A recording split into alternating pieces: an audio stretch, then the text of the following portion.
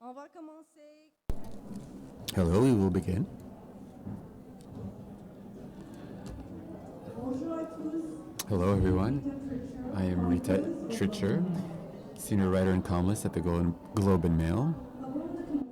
Before we begin, I would like to highlight that we are today on the non-ceded lands of the native nations who have been on this territory way a long time before the French, and they continue to live here on this land, and they keep taking care of it. We are grateful to be here today and to benefit from the advice and leadership of Native nations. And we are working together in order to tackle questions such as racism, hate, equity when it comes to healthcare, and social justice. Before we begin, I would like to introduce Kevin Deere. Kevin is originally from the Mohawk territory of Kanawagi. In the last 30 years, he has participated in many conversations, in conservation, that is, of the Mohawk language. And he's also a guardian who wishes to preserve rituals and sacred songs. He will present his vision of the world and the philosophy, the Iroquois philosophy. He's also participated at the Police Commission of Kanawagi from 2005 to 2015. In 1990, he also participated, he was present at the Oka crises and tried to resolve the conflict. Kevin has many accomplishments when it comes to building peace and preserving Native culture. Welcome, Kevin.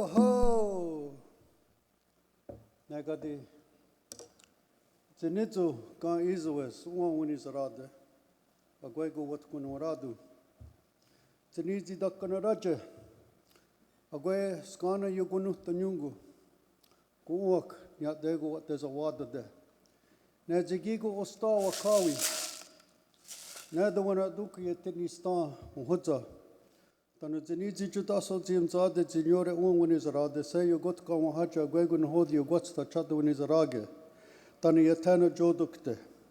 Nona dasa tungawre anagon hoda garunyu. Agwegu seguna ne tani zirudi tajen yoni tanu gunek kari wanota ne chada wini zarage onetsi yadda wadanu waradu. Tanu nona tana no hoda do watarunyu. Onetsi yatiyarge no hoda do wana dunko te hodi gusa daje. Nona hum nagre ne gonue wado jotgu.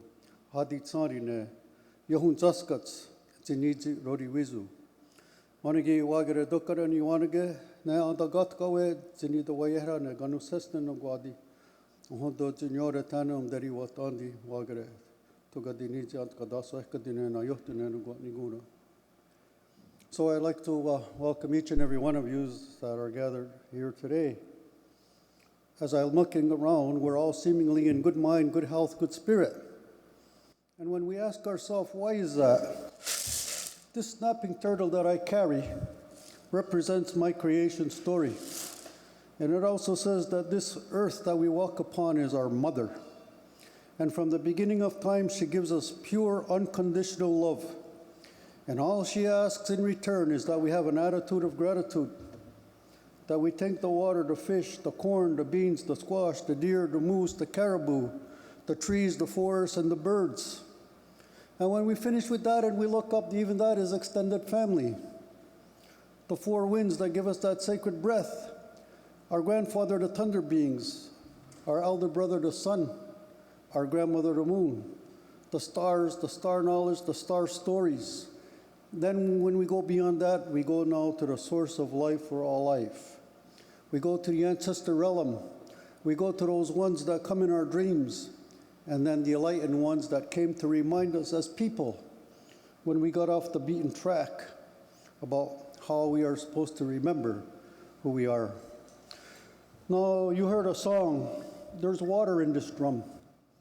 When we do our sacred ceremonies, our songs, our dances, and our rituals, it's all about the continuance of life. We take time to acknowledge all of these things, and we ask them, don't ever give up on us. Because as human beings, if the sun all of a sudden went out, we'd be gone. If the moon didn't do her work, there'd be no ceremonies, there'd be no time to plant, there'd be no children born, women wouldn't have their time of the month, and on it goes. So now, we're all participating in a sacred dance. And if you don't believe me, just look down at your chest. Your chest is expanding and contracting.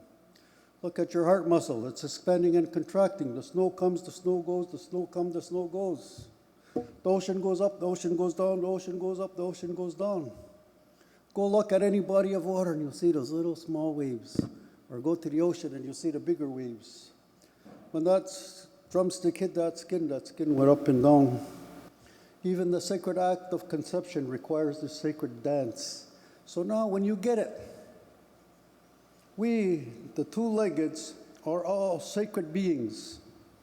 We are spirit, we come from spirit, and we return to spirit. And when you understand that, there's no more war. There's no more murder. There's no more killing. There's no more rape. There's not even suicide because you get it. You're already filled with this spirit. And the only reason we come to this lower world is to have this attitude of gratitude.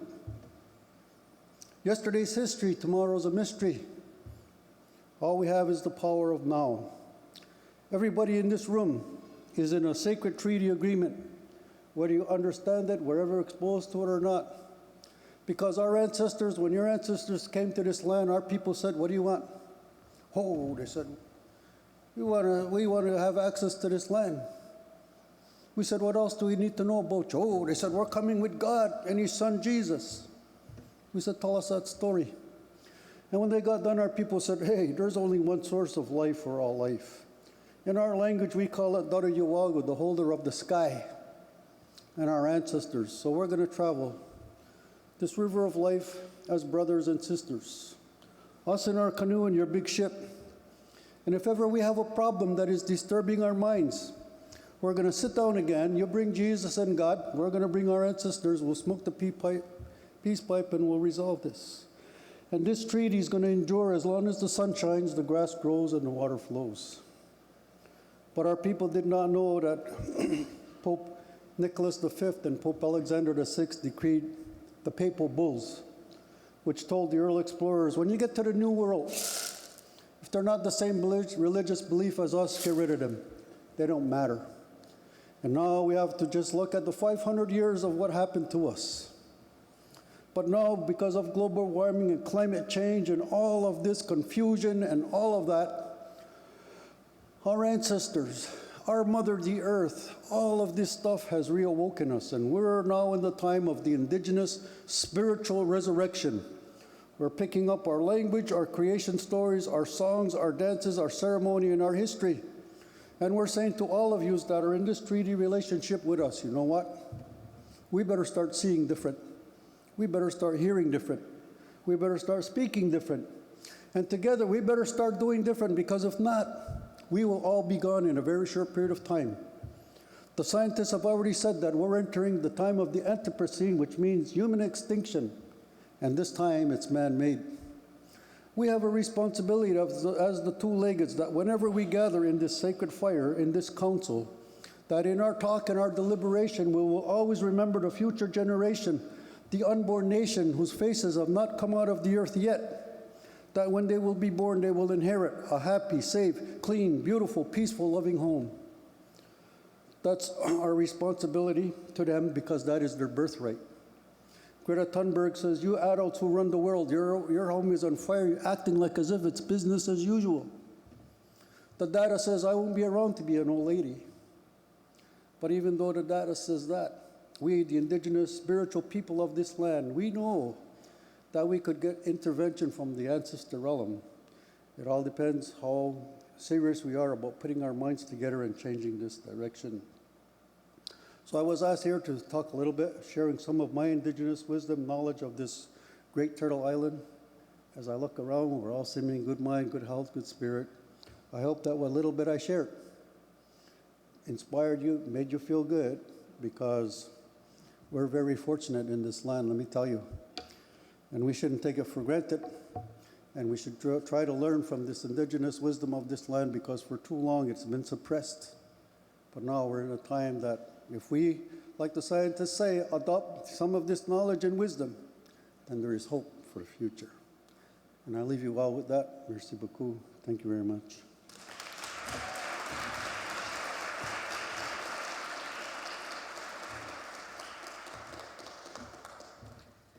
Merci Kevin pour cette cérémonie. Thank you, Kevin, for your opening remarks. It's an honor for us to have you among us today. One little logistic point. Bathrooms, you can find them at the end of the room, at the back of the room. And there are other bathrooms behind me and below. Just, you only need to take the steps. We also have interpretation available, and you can get your devices at the back of the room. In the following hours, we will discuss strategies and solutions in order to fight against hate and racism. Racism is an abuse of power, and it takes away people's dignity. I've shared my personal experiences for the Globe and Mail. For example, a former boss did not hesitate to express her relief that I was not black. And there was also, and for the cherry on top was when she said that everybody knows that Indians. I was pretty shocked by her discourse. We can see this anecdote as an isolated event. However, I've seen many colleagues, even black people and Native people, suffer from injustices throughout time. People don't like whistleblowers. That's why a lot of people in the upper academic class even hesitate themselves to denounce racism.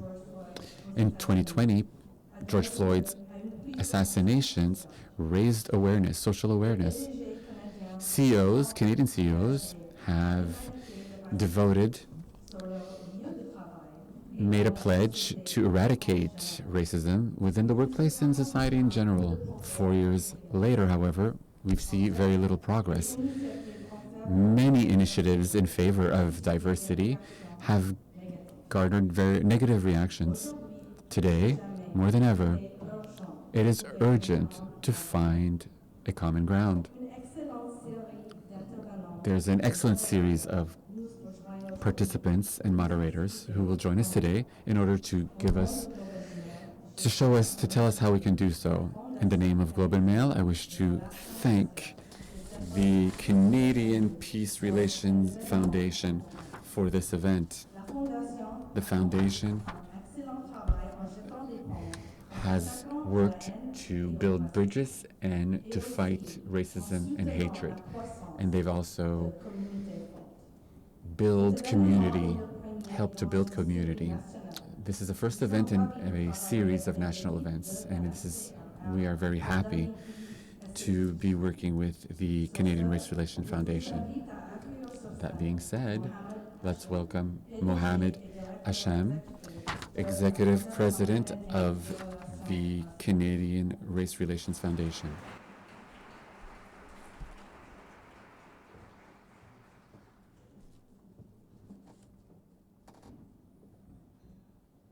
Good morning, bienvenue. Welcome to our first national dialogue on finding common ground. It's addressing hate and racism in Canada.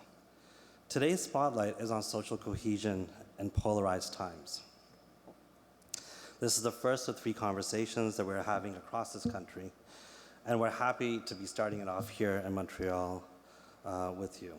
And I'm grateful to be here on Jojege territory for this important dialogue. And just to pause for a second and say thank you to Elder Kevin Deere for his words.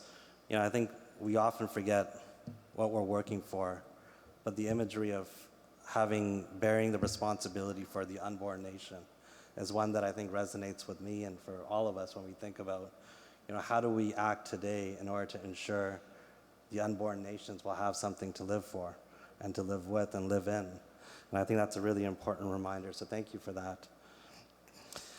Before I get into more things, I have a lot of people to thank because this didn't happen all by itself. I want to thank Neil Santamaria from our Quebec Regional Office, Lila Malik, our Director of Communications, Oswa Hassan, our Director of Programs, and all your teams who have worked tirelessly on this. I want to thank the Global Mail and who've put all of this together, and thank you so much for the partnership. But also, we would not be here without the amazing support from our board of directors. We have Roy, we have Sophia, Nancy, Teresa, Anne-Marie, Rehana, Manju, Orlando here from our board of directors here. Let's give them a round of applause.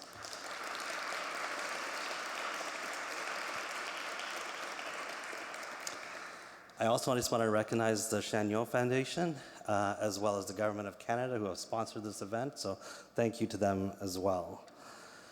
Merci à tous et à tous d'ici. Thank you to everyone. We appreciate your participation. It is very important in order to allow these types of conversations. In moments of intense polarization, the mere act of having an honest conversation honestly feels difficult. It feels challenging. It feels like a radical act. And it's been a difficult year for all of us. We're seeing elections across this world that are making us feel extremely anxious, and we don't know what's going to be coming in front of us here or in the future. But the reality is that systemic racism exists. It exists. It exists across this country from coast to coast to coast. And much of the pain and trauma and tensions within and between communities and institutions here have existed for generations. There are a lot of elephants in the room when we talk about racism. And honestly, we try to dance around them. And when we do so, we miss the opportunity to have honest conversations. And what we're hoping to do with these series of conversations is to bring the elephants in the room, to say the uncomfortable truths. But not only to say them, but to be able to learn from them and figure out what our common path forward looks like. What is the basis of our common ground? How do we find it? What do we fight for collectively for that unborn nation? The Israeli-Palestinian conflict has created shockwaves in communities across this country. You know, mosques, synagogues, restaurants, community centers, daycares, small businesses have been vandalized and attacked. People have been targeted. Urban Kotler here had an assassination plot against him. I mean, he's a human rights advocate, and regardless of how people feel about different perspectives on the conflict, no one's life should ever be threatened here in Canada, and particularly not somebody like Urban Kotler. Individuals have been silenced, assaulted, they've lost their jobs, and labeled as terrorists simply for expressing their political support for Palestinian self-determination as well. These are real things that are happening here in Canada. We also see a sharp rise in anti-Indian racism here in Canada, particularly against international students. We've opened up the doors, we've gone and asked people to come from across the world here to build their lives here, to contribute to our society, and then we've turned our backs on them. We see the same thing amidst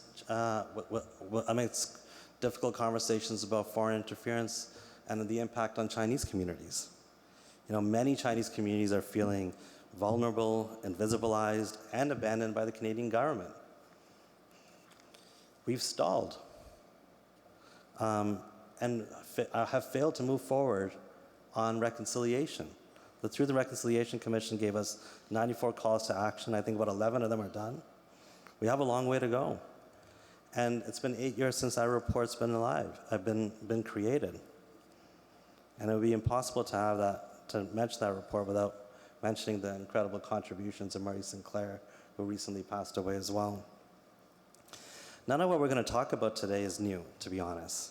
You know, from systemic anti-Black racism to racism in the healthcare system, online hate, the local fallout of global crises in communities across this country, but tensions have been mounting over time. And in the past few years, politicians from across the aisles, here, south, in Europe, across the world, are creating wedges and deepening their bases by attacking fundamental core issues like race, instead of finding ways to bring together. The only antidote to polarization is hope. And that's what we're trying to build here today. You know, we need to make sure our responses to the times are not based on demographics of interest, and that we need to create a shared framework of human rights and dignity and respect for all people and justice. But also to keep in mind, how do we build social cohesion here in Canada? We have to figure out a new way to have these difficult conversations. And different groups will have different political perspectives. That's inevitable. That's necessary. But our conversations are because we're trying to have these challenging conversations because we want everyone to listen. Everyone to listen. And we want to have the elephants in the room. We want to have the difficult conversations because listening is actually an act of courage. You don't build empathy without listening. And without empathy, you don't see the humanity of others. And without seeing the humanity of others, in a world where we're constantly being fed through algorithms the ability to see anger and rage, we dehumanize each other incredibly quickly. And we have to fight that. We have to resist that. And these are going to be difficult conversations here that we're going to discuss. And we have a decompression room, which we have at all our events. So Kate Tello, Kate, can you stand up and just be recognized, is here in case you need a private moment to sit down and talk to her, to be able to go through the day. It's going to be a day filled with emotions, I'm sure. But we need to hold these spaces for these conversations. And if they're going to be uncomfortable, that's true. But discomfort doesn't mean hateful. Discomfort doesn't mean that your being is being challenged. Discomfort means we can sit in discomfort and use those moments as opportunities to learn and to hear and to feel others. We're joined here not only by the amazing crowd over here, but I think there's about 2,000 people online that are watching this as well. So thank you so much for joining this from wherever you're watching across the coast. Safer spaces support an environment where individuals feel encouraged to share their knowledge and experiences. So we're trying to make this a safer space, not a safe space, because we know that's not necessarily true. Canada, and the last thing I was going to say is, obviously Canada has a racist past. It's undeniable. Racism exists here today. Undeniable. Racism will exist tomorrow. Undeniably true as well. But what we do to ensure that we keep the unborn nation in mind is to ensure that the future is not seen as inevitable one way, that history is still yet to be written, and that we can change that course to ensure that the unborn nation that comes forward has a better place than what we did. And that's my moment of hope. That's my commitment from our organization to you, is to see how do we draw these truths together, to find empathy for each other, for us to be able to build that path where we can see, hear, act, and do better for that future generation. Merci d'avance pour vos importantes contributions. I wish to thank everyone for your important contribution. And I hope everyone has a nice conference. Conversation and for your commitment to building a better future. And the last thing I was going to say is that we need all of you here. There's many communities that, like there's members of every community in this country involved either online or here in person. And we need all of you here. Because the commitment that we have is that we need to be able to hear all of you. Because this country and this nation belongs to all of us, and the future needs all of our commitments to make it better. So thank you so much, and we'll get this thing started, and I'll see you at the end of the day. Thank you.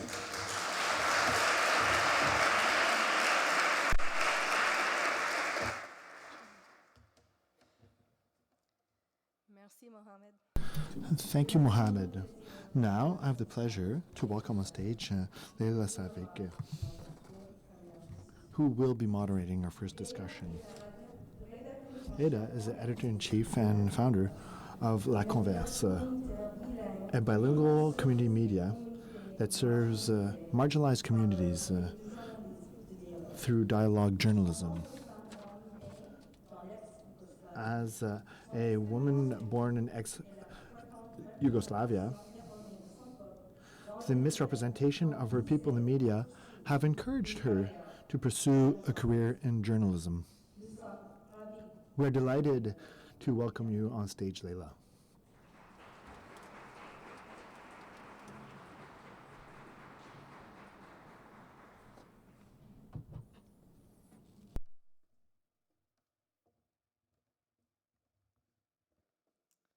Thank you, Rita, and hello, everyone. I'm Leila Savich. I'm the editor-in-chief of La Converse, which is a media organization focused on serving marginalized communities through what we call dialogue. Mohamed, you mentioned hope to combat polarization. I would say dialogue. I don't know where you are, but you must be somewhere. And I think that dialogue is more important than debate, which is what we often see when it comes to difficult conversation.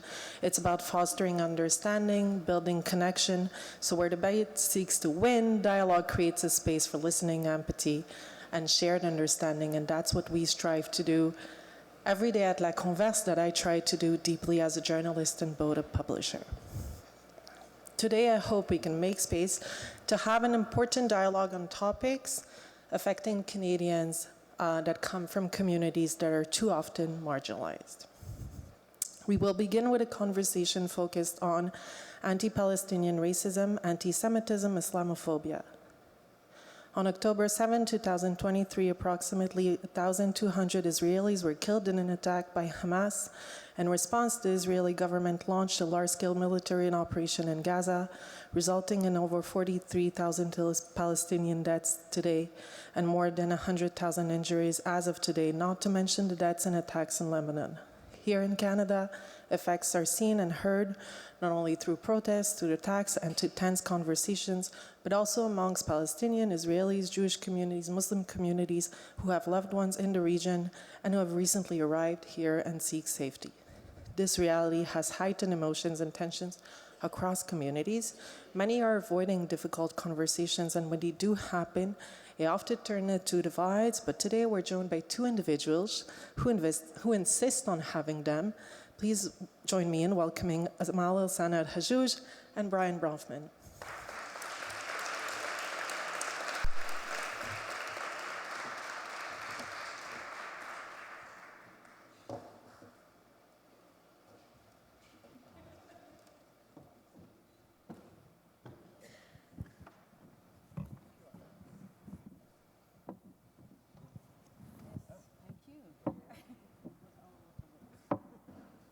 Hello. Hello. So I'll just start with some intros. Dr. Amal El-Sana Al-Hajouj, founding executive director of Pledge, which stands for Promoting Leadership for Empowerment, Development, and Justice. That's a long name. Amal, you're also professor at McGill for social work. You have over 30 years of experience working at the intersection of community organization, peace building in the Middle East and in Canada. Thank you for joining us, Amal.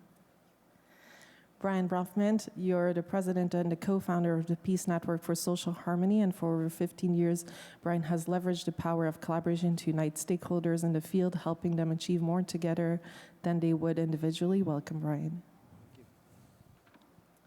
So you have been friends for over 20 years, which is not in your 20s, as I supposed, because I'm younger. Amal, you were born in occupied Palestine. Brian, you were born in Montreal. You've been to Israel 5 times, 2 of which were with Amal. One of you has an Israeli passport. Who is it?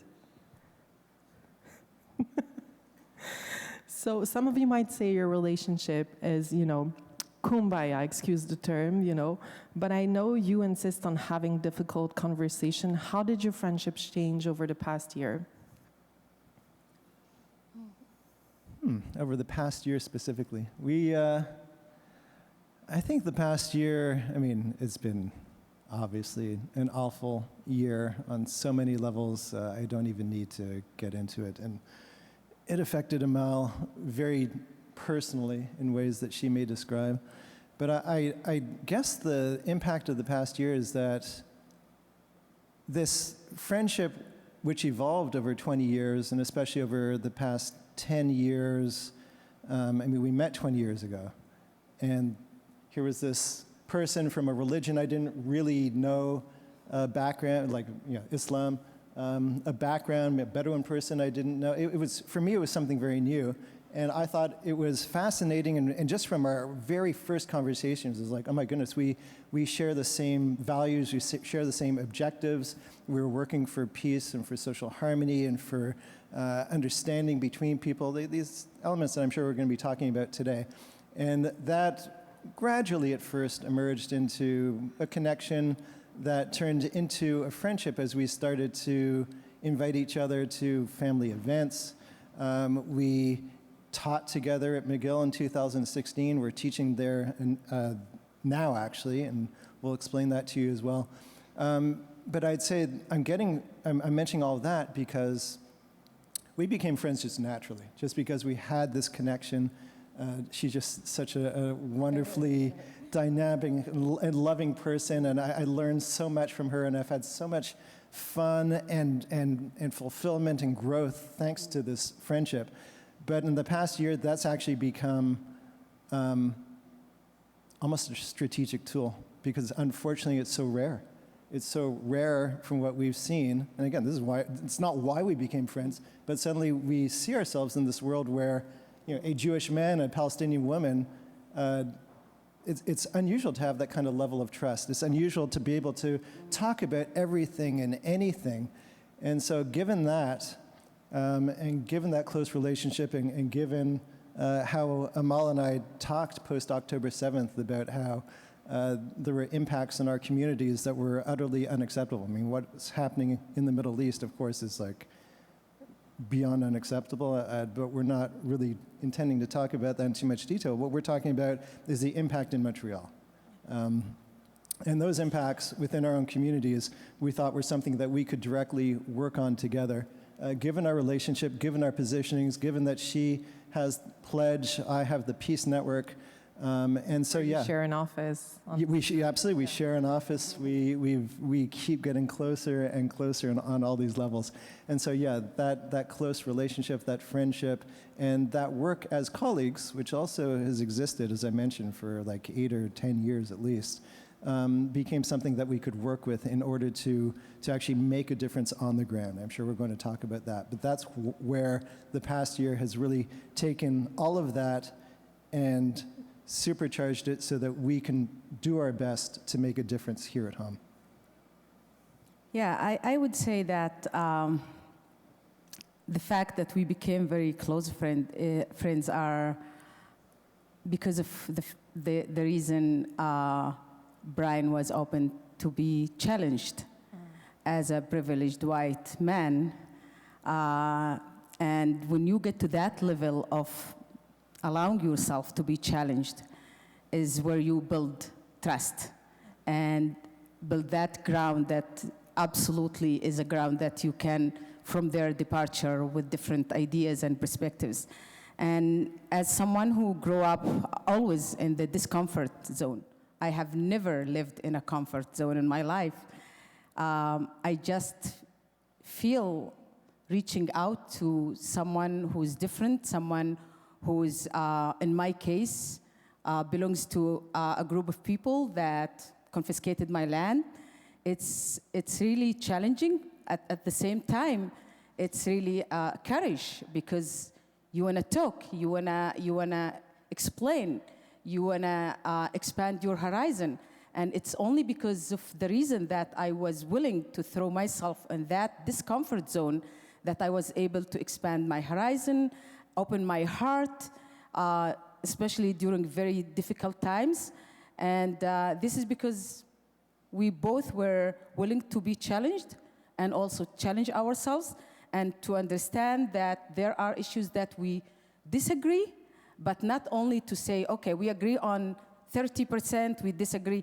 We also discuss what is it that we don't agree on and why it is that we don't agree on. So we continue the conversation. It's not just saying daily. We're daily, always 5 o'clock in the morning. So the dialogue between us is absolutely 24/7. And I am not easy on Brian. I send him the horrible scenes that no one can even imagine in the middle of the night, and he would answer me saying, okay, what is it now? Tell me what's going on. I will tell him, how do you feel about this? So it's really this kind of relationship that we created based on the fact that we are there to challenge ourselves and to step out of our comfort zone. Because if we're not stepping out there, nothing will be changed. And that's what I really encourage everybody. Step out of your comfort zone. The fear is only jailing you. And I think that stepping out of the comfort zone for me comes, as you said, sort of from a different place.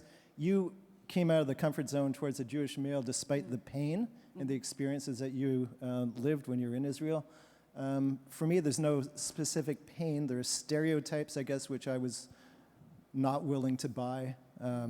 And there was an interest in expanding my horizons, but there always is. I mean, I gotta say, through my work with the Peace Network and other things I do, I've met incredible people like Kevin Deere has become a friend and someone I've also learned tremendous things from. So for me, I appreciate difference. I'm not scared. I'm not rejecting it. I don't look at people as the other. I actually, if someone has a different culture, a different religion, a different way of being, could be a sexuality, it doesn't matter. I actually find that fascinating, and for me to learn about that and to incorporate that into my life is something enriching and fulfilling, and just it's like just adding more and more and more to my own existence as a person. And so what's really making it work from you apart from stepping out of your comfort zone? Like, what's your recipe for talking about this without a filter when it comes to dialogue on issues of anti-Palestinian racism, anti-Semitism, Islamophobia? I don't think there is filters. If you have trust, the only thing you want to make sure that you share deeply the values of humanity. And if we agree on that ground, then any conversation ought to take a place without fear, without censorship, because this is how we create a new knowledge. This is how we create new perspectives. And if it's respectful, and if it's really trying to understand and bring into that space the safety. And when we talk about safe spaces, and I hear this every time, people like, we need safe space. Absolutely, we need safe space. But that safe space for me is a space where we really connect our struggles. When we see that anti-Palestinian racism, when we see Islamophobia, when we see anti-Semitism, when we see anti-black racism, when we see anti-indigenous racism, when we connect all these struggles together, this is when we create that shared spaces, how to discuss these issues. We can't live in silos. We can't allow for ourselves to say, I am Palestinian and that's it. I am Palestinian and I am part of that collective struggle. I am Palestinian and I am part of these conversations, this comfort zone that creates more dialogue and more growth. So this is how I see the safe zone, and this is how really I would really encourage all of us to see it as a place that really provide us with the new perspectives.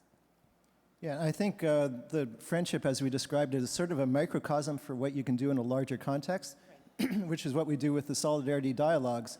The idea is to recognize and talk about those common values, common objectives, common experiences, those basic interests that we hold as human beings. And through conversations, and before you get to that, I mean, you're not going to jump into the hard conversations just like that if you expect it to be productive. You're risking things just sort of blowing up if you just jump into things. But if you lay that groundwork, and it can take years, or in the case of the Solidarity Dialogues, for example, the workshops that we're teaching at McGill right now, we spend a full class laying the groundwork before we get into the next class, which is actually dialoguing. So you create that sort of trust by looking at those commonalities, and it takes work to get there.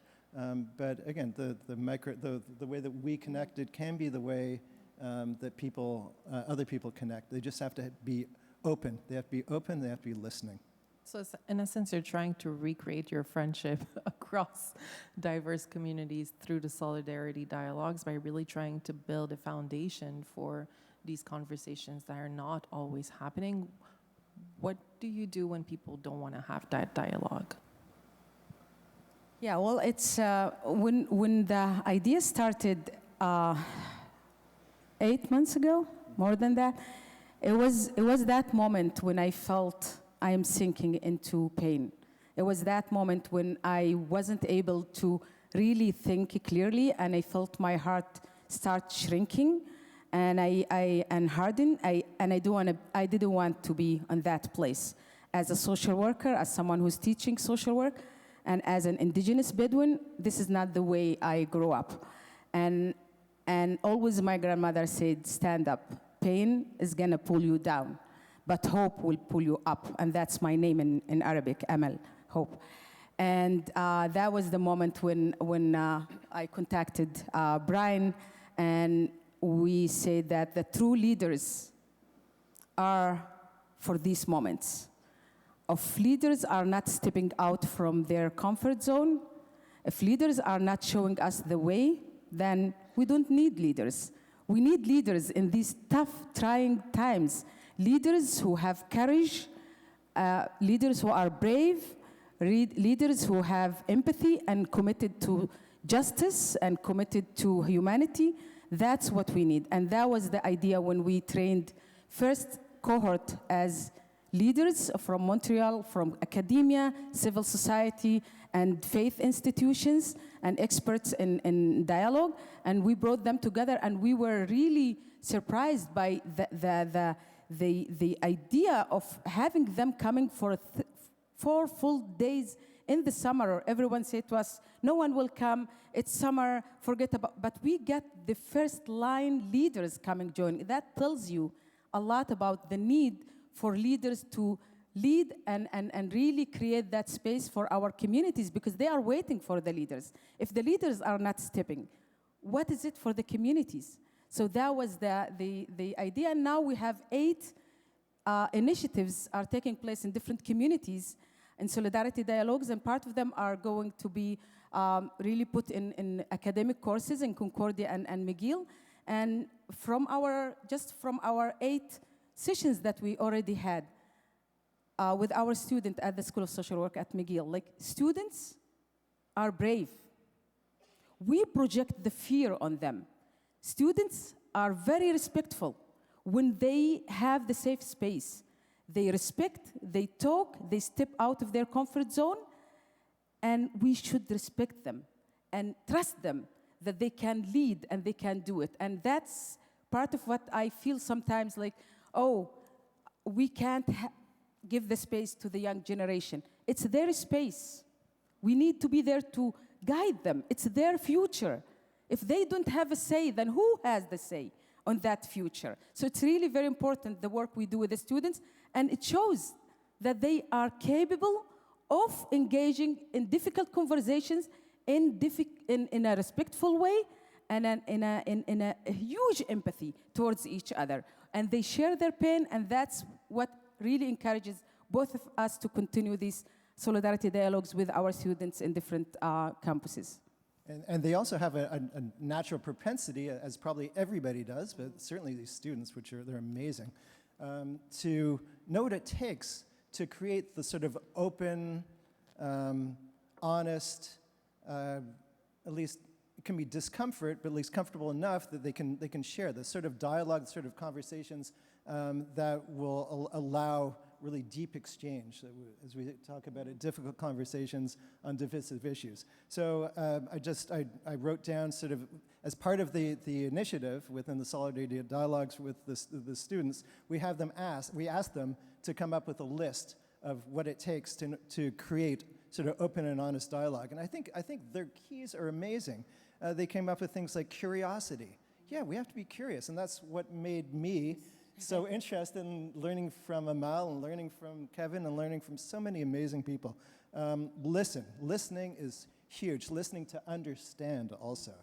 Not to think about, okay, what am I going to reply to them, but like really deep listening and understanding. Giving space to people. Having courage, empathy, curiosity again. Challenging ideas and not the person. So, okay, let's not stereotype. Let's not just assume that this person is one way or another, but let's actually listen. And if there's an idea that we don't like, we're going to challenge the idea. We're not going to challenge them personally. Asking questions, looking for honesty, respect, of course, critical thinking, compassionate curiosity. I like that one. Aiming for collaboration, not consensus. We don't agree on everything, and there shouldn't be an expectation that you're going to agree on everything, but at least look at how to collaborate. Look at those common values, those common interests, those common objectives, and work from that. And I want to bring you back to, you're talking about creating dialogue between communities that may not come from the same background. What about intra-community? What about when it's in your own community, when people don't have the same experience and understanding of events, of, things that happen? I know I come from Serbia specifically as a Roma woman, and I know within the Serbian community, the discourses we're having on post-genocide are quite difficult to have as conversations. So I'm asking you, Brian, how do you have this conversation within your own Jewish community between Zionists and non-Zionists? Is it possible right now? Oh, that's a hard one. Yeah, and my perspective is not necessarily a typical perspective. I mean, there are many within the Jewish community who see, if we're talking Israel-Palestine, in a particular way. And I think that there's certainly credibility to that narrative, and I think it needs to be respected and heard. But I think that there's another narrative that also needs to be respected and heard that comes from people who maybe think about or are more sympathetic towards Palestine. And I personally, I think like I hold both perspectives. And for me, I think that a strong Israel means a strong Palestine. A strong Palestine means a strong Israel. Israel will not reach its full potential until it has a Palestine living alongside it, where people feel like they lead lives of dignity and fulfillment as well. So I don't know if that's typical of everybody within my community. Right. And I'm not, to be honest, I'm not having loads of those conversations, but I'm aiming to have more, and I would actually like to generate more of those conversations. That would be within sort of my list of objectives. Amal and I actually just kind of talked a little bit about that this morning, that getting the religious communities that maybe don't see and don't live and don't work in these gray areas where we work all the time, getting some movement there would be hugely beneficial. And building on that, there's a quote that's widely circulating right now from James Baldwin. I'm sure you've all seen it, when he says, when we disagree, and we can disagree and still love each other unless your disagreement is rooted in my oppression. It's widely circulating. When it comes exactly to the context of addressing conversations, particularly around Israel-Palestine and your work together, how do you talk about your experiences of oppression, and how can we navigate them to approach fostering and understanding? Yeah, Yeah, I think we mentioned that. It's really your ability and to be ready to step into that discomfort zone. It's really where you talk about your oppression in a way that the oppressed and the oppressors are both victims. And the minute you understand that, you open that space to really create this commitment towards justice, because the oppressor is absolutely a victim of violence, a victim of his own or her own actions, and I think it's very important that we bring this as a way to look at oppressions and system of oppression.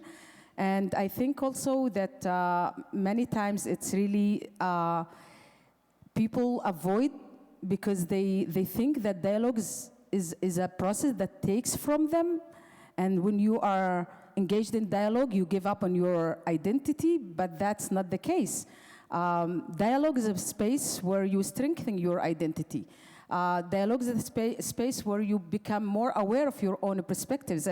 And some of the students would say, for example, when we said, like, you create the keys that you want to use to guard the process and the safe space for your dialogue. And one of the students said, well, I want my beliefs to be respected, and that was a moment where we said, okay, so, like, yeah, everyone has a belief, but that dialogue space is where you kind of check your own beliefs and go visit them and revisit your own perspectives. If you come in wanted people to respect your beliefs and ideas and way of thinking and opinion, you will leave that space with the same thing.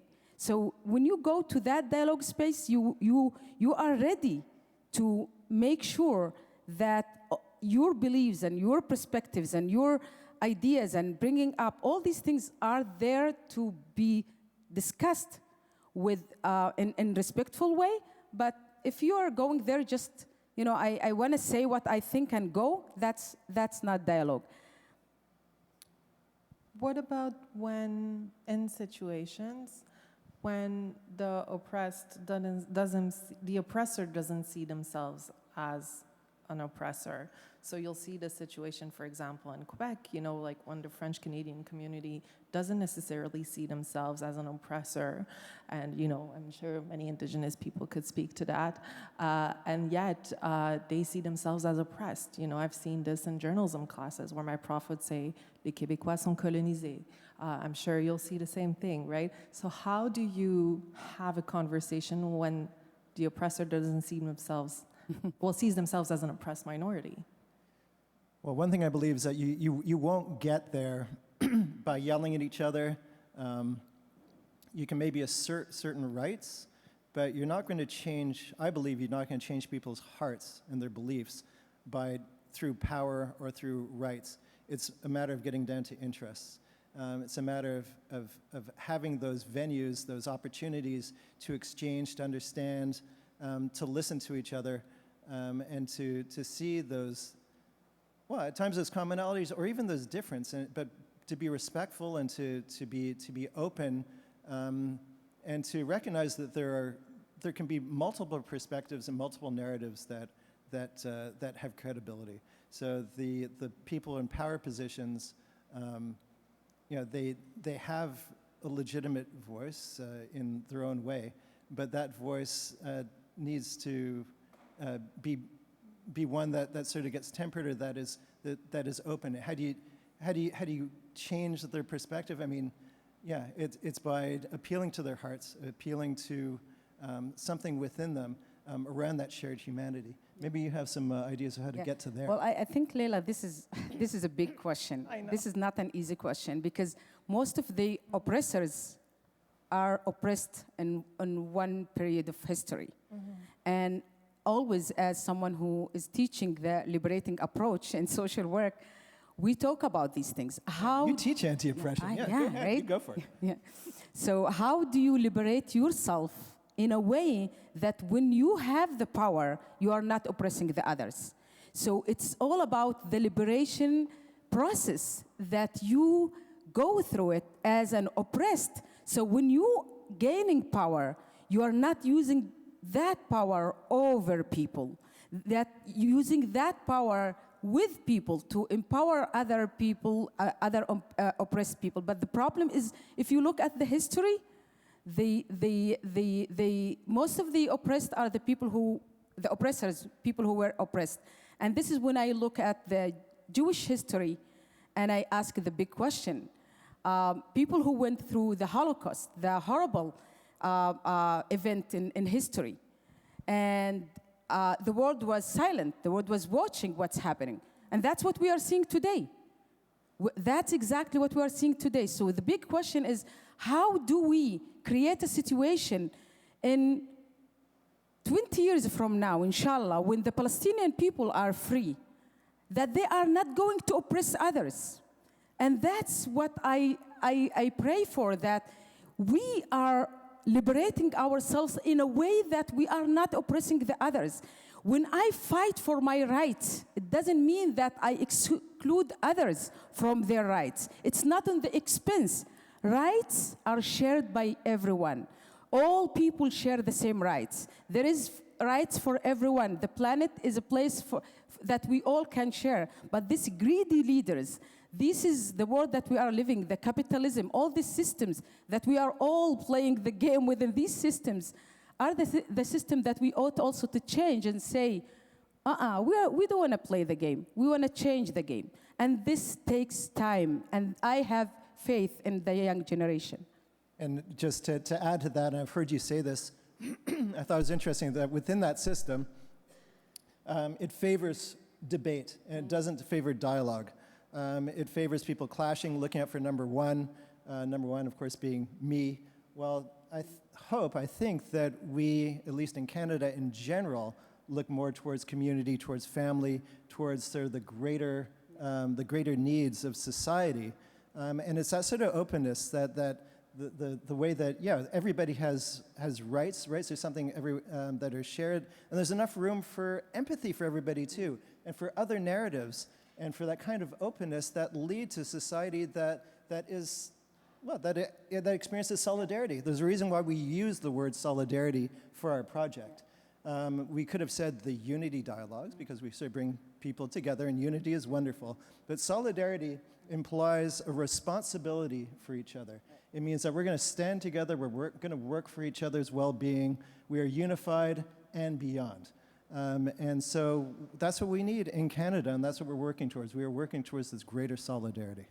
When we talked earlier, we talked about oppression, and Brian, you mentioned one thing which I thought was really interesting. You said that in order to have dialogue, you need to recognize your privilege. Can you expand on that?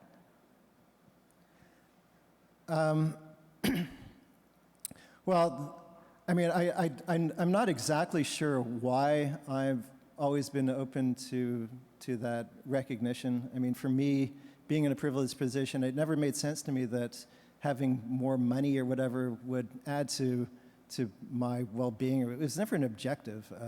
I mean, I'm super fortunate, but yeah, if you ask me what I wanted to do when I was younger, I mean, I was in school for a long time. I did law school. I did a master's in environment. Finally, I did the mediation training. I did a year of mediation. But I always knew that what I wanted to do was to contribute to society, to do something to help our communities. And so something within me, maybe it's because I had a model. My father was very much that way. He's a people person in that sort of old manner where before people had TV and YouTube and TikTok and whatever, there really was just conversation. I joke with my daughter sometimes saying, when I was a kid, I had my own form of internet. We called it conversation. Well, people in those days really did talk and they did connect. And I think that he maybe some of that brushed off on me, that I'd like to connect with people. And that includes recognizing that, yeah, I am in this privileged position, and most of the people who I meet are not in that same position. And yeah, so I have more money or whatever, but they have life experiences, they have culture, they have other things that have tremendous value.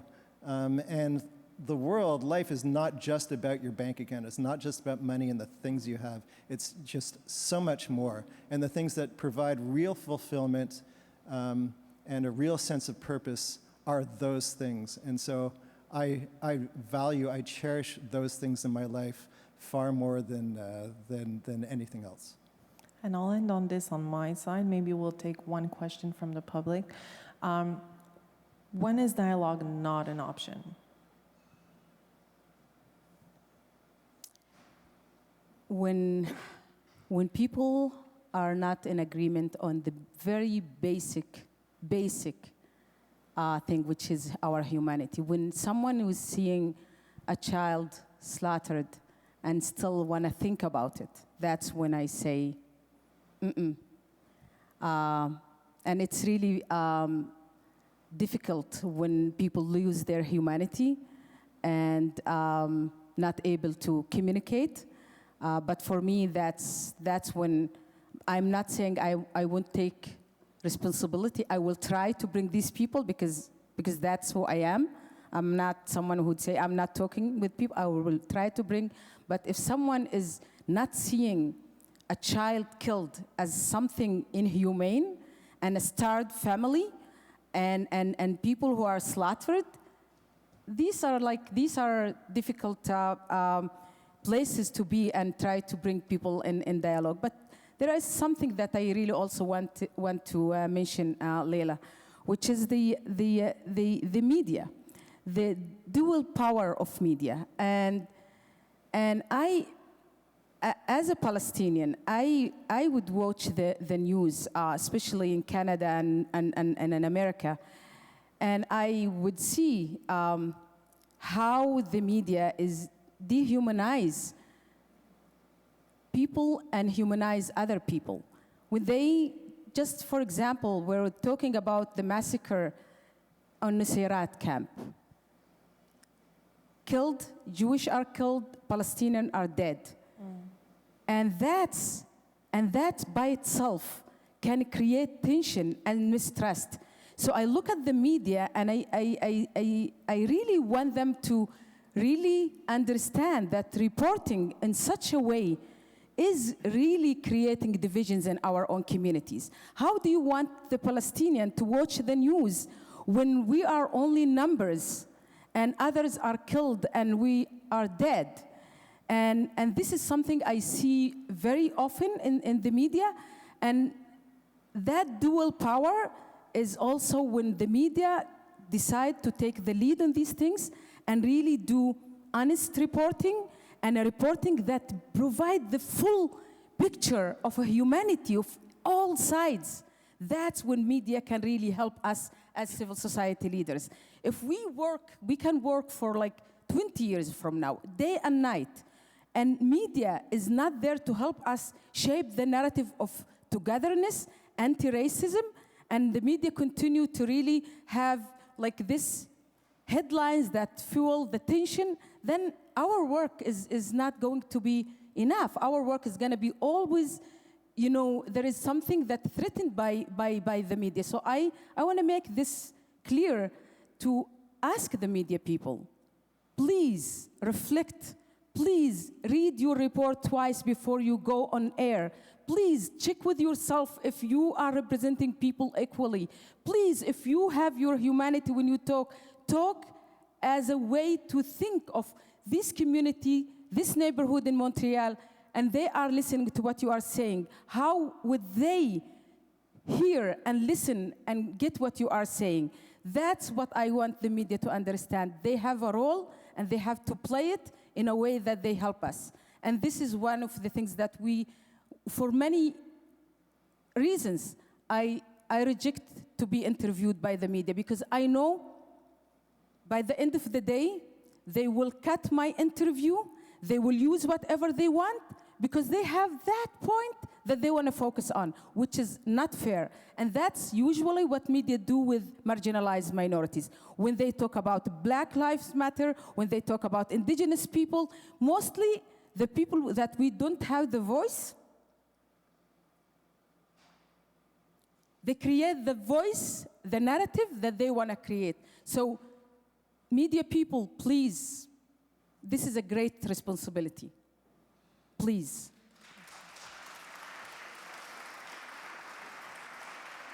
I would. I think Amal's points are really important, but I just feel like it's important that to mention that having, I think I have some degree of pulse on on both sides' feelings towards the media and towards other things. I'm sorry, I have a little something in my throat. Here, I'll take some water. And no, that's better.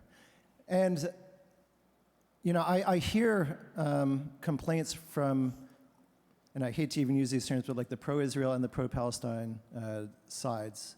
And as I said, I think that these things are really interrelated. But for lack of a better term, I hear from both sides that they feel like they're not represented from the media, they're not heard.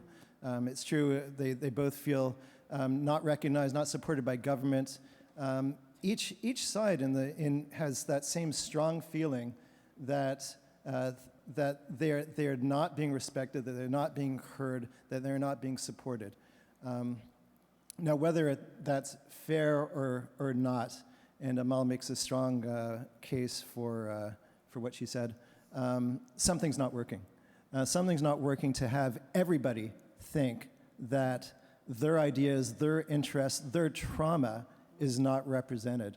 Yeah. There has to be a better way. Yeah. And I think that better way has to involve something around this idea of dialogue, of narratives, of everybody's perspective, getting out there and maybe being jointly heard or presented in a new way, something that's more effective and that actually gets you towards a next step and just doesn't keep you in that same silo that you already started from.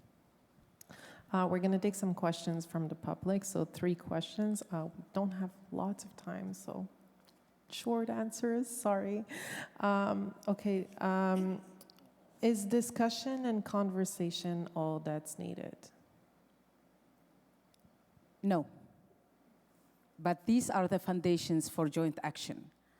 You can't promote justice and anti-racism in your neighborhood if you don't have the conversation and the understanding. So Solidarity Dialogue's initiative is action-oriented. So yes, that's the first stage of people understanding and talking, but it is absolutely towards an action of people leading community projects together that tailored toward fighting against hate crimes and against racism. So that's the idea, and towards how to create a safe, shared space in Montreal as a city where everyone is invited. And I used to say this as an indigenous Bedouin, where in my tent, no one is left behind or outside of that tent. Yeah. And it's also possible, once you've had those dialogues, those conversations, and you feel that connection with someone. So the idea is that with dialogue, you have the sorts of conversations, the sort of communication that you haven't had before, and that leads to something productive, where you start to understand each other, start to hear each other, understand each other, express each other better, express yourselves better. You've got that understanding, which leads to empathy, which leads to connection. Okay, so thanks to dialogue, thanks to these conversations, you have connection. But then the question is, then what? Well, it could be as little as, okay, you tell your friends, your family that, you know, I've learned that these people aren't quite what I thought they were. You start to break down the stereotypes. Or maybe those groups that have been in dialogue together decide to create some sort of continuing committees. Could be it could be a book club, it could be whatever it is, and it's really up to them. But stage 1 is to get that conversation going, to break down the silos, break down the stereotypes, and open people up. And then it's really in their power, recognizing that shared humanity and wanting to make a change, to put something in place that goes to that next step. And you know, you mentioned both that in order to have the dialogue, you need to step out of your comfort zone. How does one step out of their comfort zone when talking about this?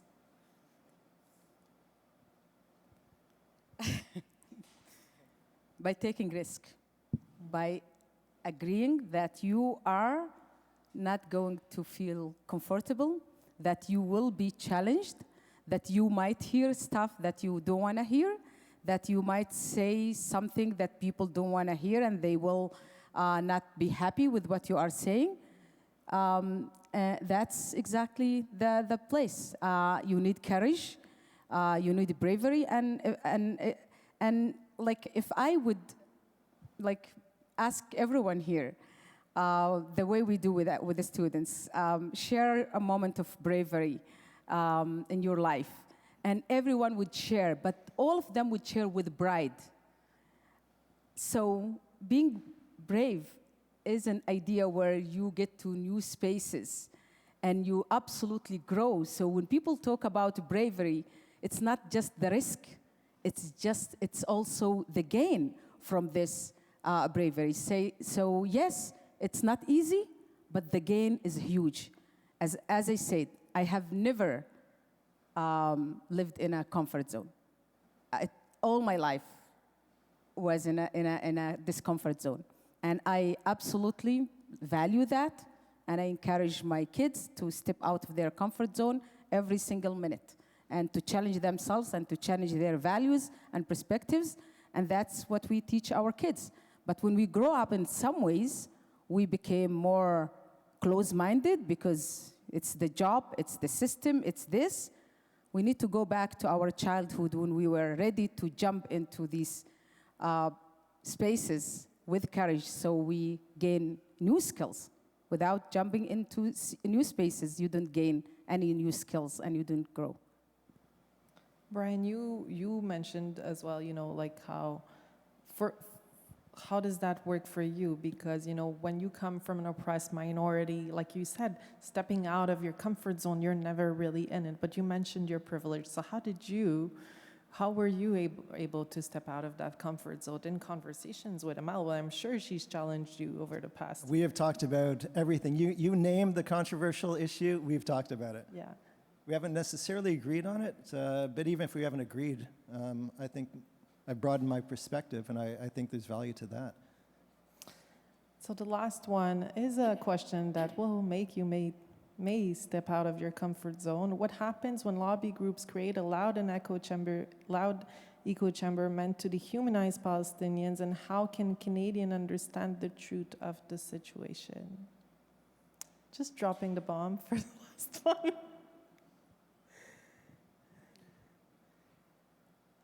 Look, growing up in a fairly traditional Jewish household, but even with parents who were very open-minded and I mean, I believe they're certainly not racist or discriminatory. They were quite wonderful, and my father particularly, if he met anybody from any different background, he would keep talking and be like, "Dad, we gotta keep going," but he'd want to know about the country they came from. It's like, oh, such interesting people and whatever. So I think that helped me sort of be open. And so for me, but my point is that I didn't really know the other narrative. I mean, there was Yom HaAtzmaut, and there was the Nakba, but I didn't really know the Nakba. And yeah, there was one particular narrative about what happened in 1948, and I guess in the years leading up to it.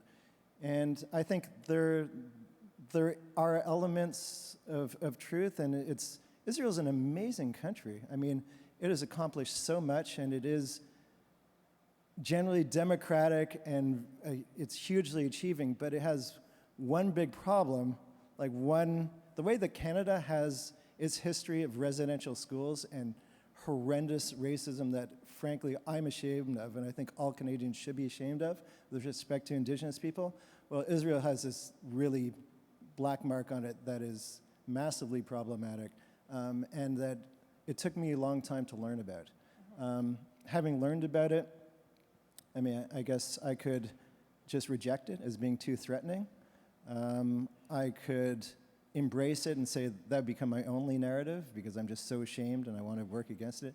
Or I can be fortunate enough to meet an amazing Palestinian person who I get to talk with, who I get to share ideas with, who I get to learn from, and who I can decide, okay, you know what she said is, I totally buy that, and that's become a shared belief. Or it's something, I don't know if I'm quite there, But I think there's a lot to that. It's important to keep that in mind. Or it's, okay, she doesn't really believe this, we don't agree, but I know that she's heard me and I hear her, so we can continue forth. Again, we don't necessarily have consensus, but at least we've heard each other and we can work together. Amal, the last word is yours. How do we understand the truth in this situation? Well, there is no single truth. The truth with a capital T is something that people are chasing, but there is nothing like this. My truth is my truth. Brian's truth is his truth. Everyone has his own truth, and our truths are driven by our way of thinking, based on our context, based on our traditions and our histories and our experiences and our traumas and our pain and our victories and our failures. And the question is how you reconcile all these truths together to create that common ground between all these truths, to understand that there is one thing in common between all these truths that they all have to submit to it, which is humanity. A truth that doesn't include humanity is not a truth. And this is what we are also trying to, because people are coming with the truth. That's the truth. And no, there is not a single truth. And we have first to acknowledge and admit that, and then we can really talk about this different truth and understand that there is something that brings us together, and that this truth that I believe in has that core value that no matter what happened, that core value is there, which is humanity. Thank you. That will be all the time we have for this conversation, but I know it deserves much more time. So I'd like to invite you all to thank Amal and Brian for this conversation. Thank you. Thank you. Thank you.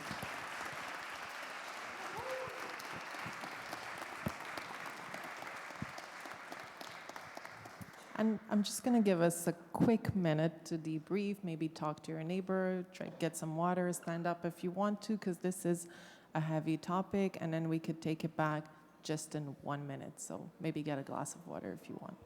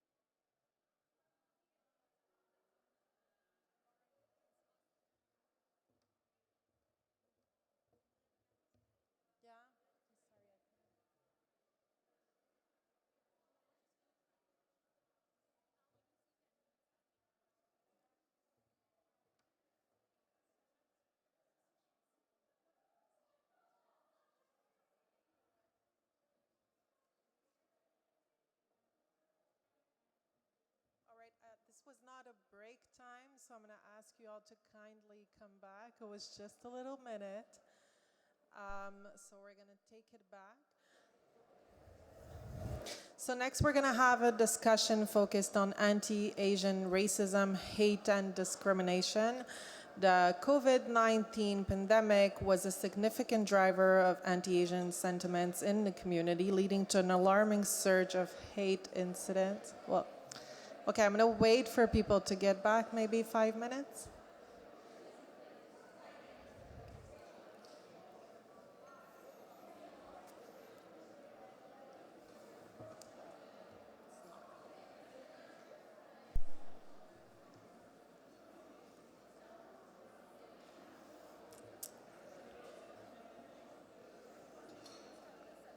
Yes, but everybody's...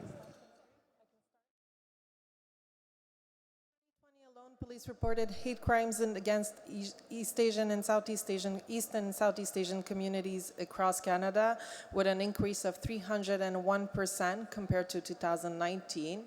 Beyond the pandemic, national security concerns are also affecting Canadian Asian diaspora, adding layers of complexity to the experience of these communities. Today, we'll explore the impact of these challenges and discuss pathways to understanding, resilience, and change.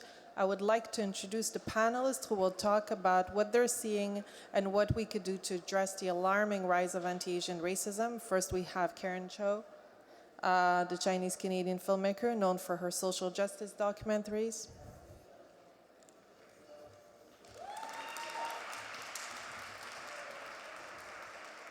Move over here, sorry about that. Her latest film. I think your mic is, you're sitting on the mic. I think your mic is there. Lilo, your mic is on there.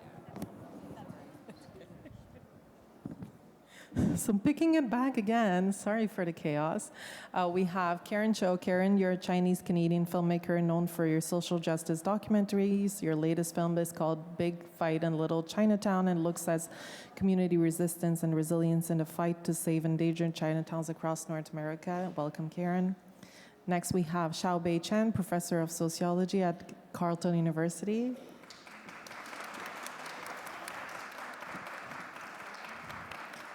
Xiaobei, your current research and community engagement are focused on anti-Asian racism and xenophobia. Welcome, Xiaobei. And last but not least, we have the Honorable Teresa Rupa, Chair of the Board of the Canadian Race Relations Foundations.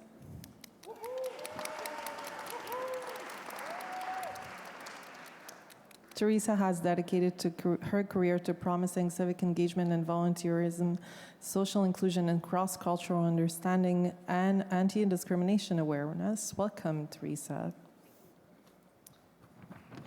So, what do you think are the systemic issues that need to combat anti-Asian hate effectively? It's a big question to begin with.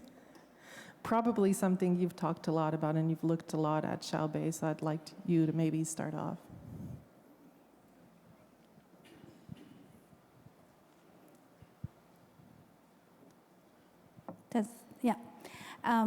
That's a great question. I think in my research, I tend to go against the grain and actually caution that sometimes we can find ourselves in a position that we emphasize addressing hate through policy measures.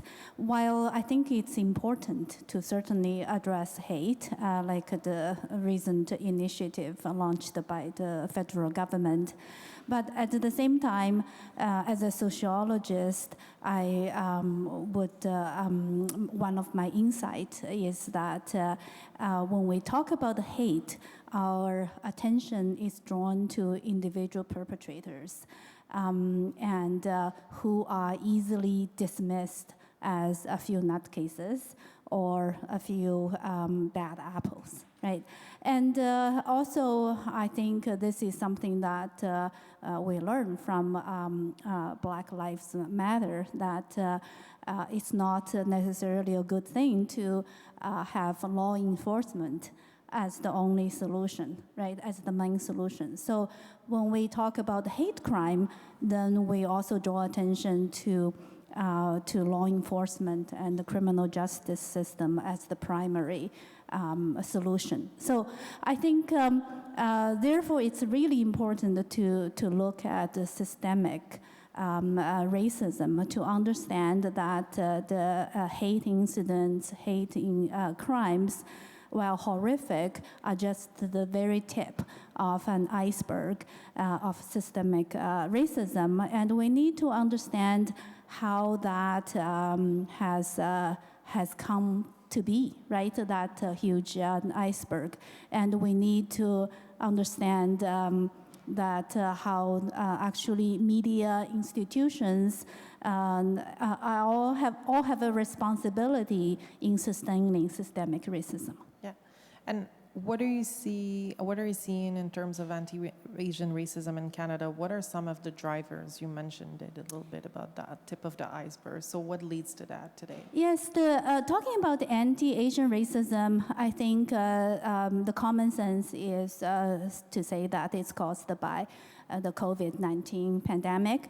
I think while there is some element of truth in that, I would also like to add that it's important, very important to understand it beyond that, because the characteristic of anti-Asian racism is that it's deeply rooted historically, as long as the history of this nation. And also, it's often tied to anti-immigration sentiment. And thirdly, it is often tied to turbulences in international relations, because racist beliefs always see Asians in Canada as proxies of the countries that their background linked them to. So the drivers for the current wave of anti-Asian racism, specifically anti-Chinese racism, there are a number of them. The first is the geopolitical rivalry, and specifically between China and Canada. And the other one is, I think, the very pervasive anti-China narrative that exaggerates the threat of China, in my view, and also importantly, exaggerate the influence of the Chinese government on the diaspora. So the impact is very drastic. For example, in a recent survey that I collaborated with ECHO's research, that shows about 44% of Chinese Canadians find the fear of being labeled as agent of Chinese government being a significant or somewhat significant barrier in their participation in Canada's political processes. And Teresa, the Canadian Race Relation Foundation's created coalition against anti-Asian racism. Why was the coalition formed, and what were you hoping to achieve? Well, the Canadian Race Relation Foundation formed the coalition by bringing together Canadians of Asian descent from across the country who have lived experience with racism and discrimination and issues of hate to help inform the work of the foundation. So how we do that is to support and evidence-based actions. So we support research. We also have initiatives that help to build the community capacity. And we also create platforms where we could help to amplify the existing work of the Asian Canadian community, and also for the communities to address and raise shared concerns, such as today's forum. And so that we have an opportunity to change the public narrative that we are foreigners, we are a threat, we are the other, and we are not trustworthy, we are not Canadian.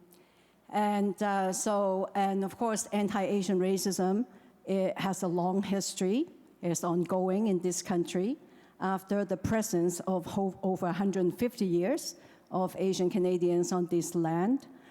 So why is it that 50 years after the inspirational Multiculturalism Act, after the cross-cultural valuing diversity, you remember those languages in the 80s and 90s, that today, according to the latest statistic, Canada finding, Q2 2024, today, in 2019 it was about 25% of Chinese Canadian that experienced racism and discrimination.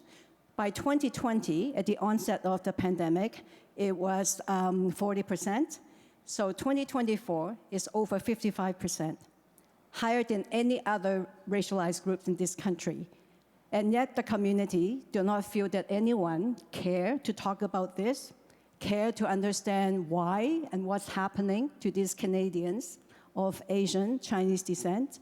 They don't hear that their experience of racism, mistreatment, injustice is actually being talked about or anyone care to talk about.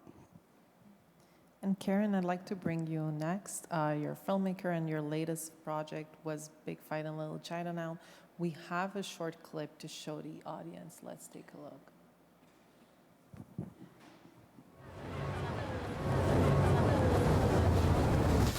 The surge in hate crimes against Asian Americans only getting worse. We've heard about a 52-year-old woman attacked outside a New York City bakery on Tuesday, a 91-year-old man pushed to the ground in San Francisco last month. My view of what's going outside the doors or the storefront of Wing On Wo, anti-Asian hate and violence against Asians, and it's happening all over the world. We're not always at the forefront of protests or resistance and the question of erasure, but we need to exercise our voice.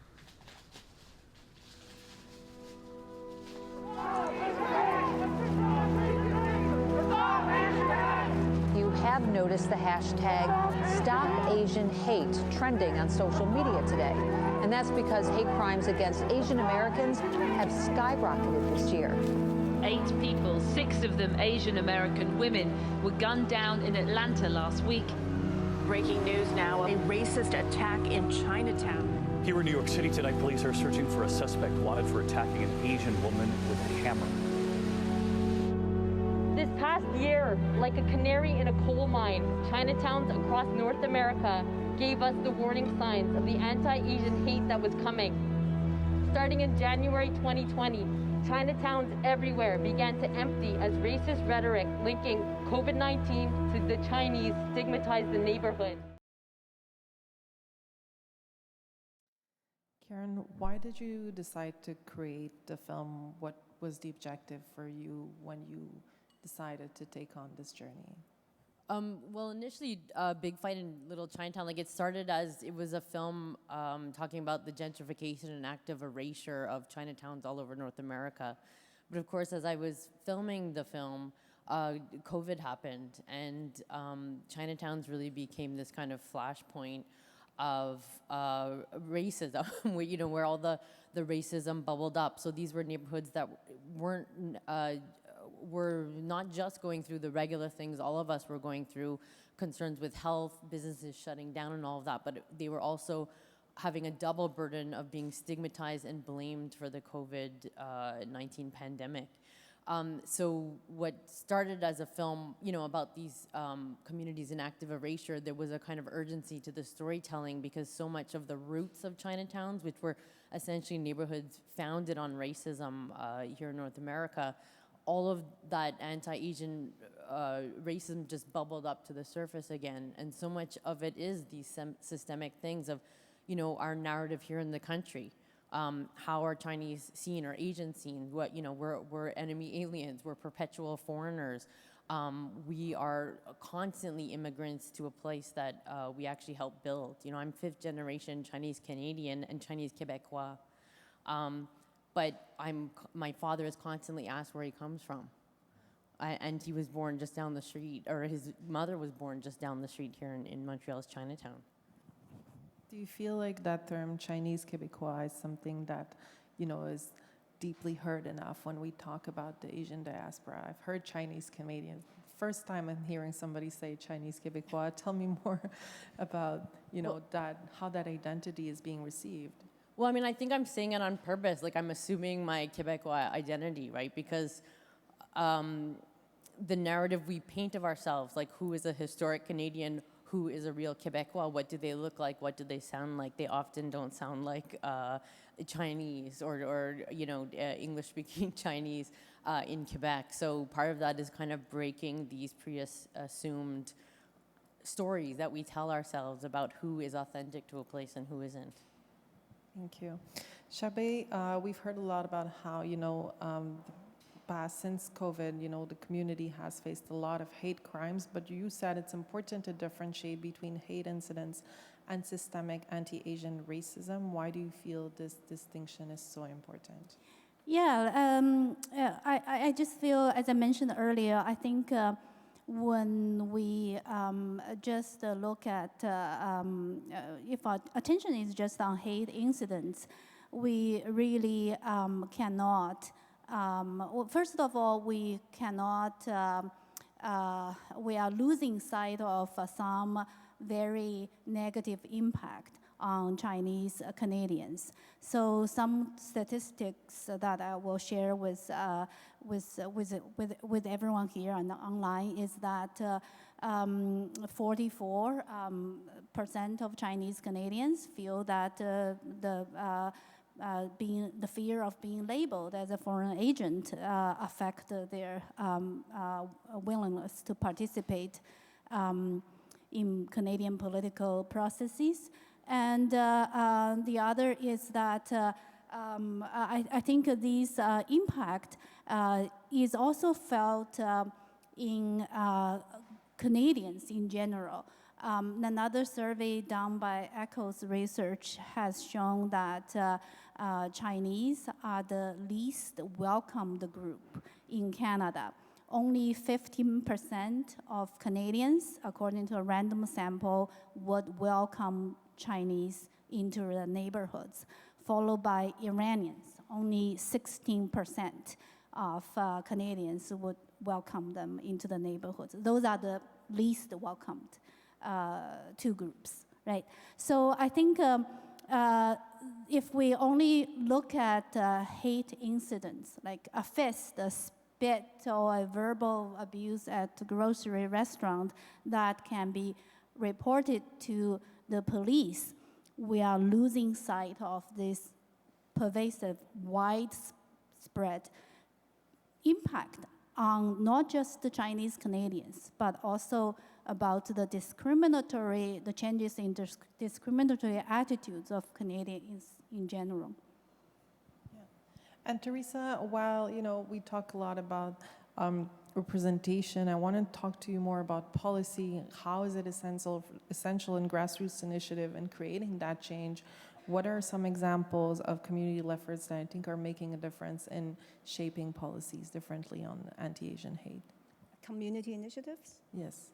I think from a Canadian Race Relations Foundation perspective, the fact that we have created different funding programs to support communities, to build the capacity, including engaging communities in policy dialogue, and having policy forum with a focus to amplify anti-Asian racism, to support community initiative, giving community training.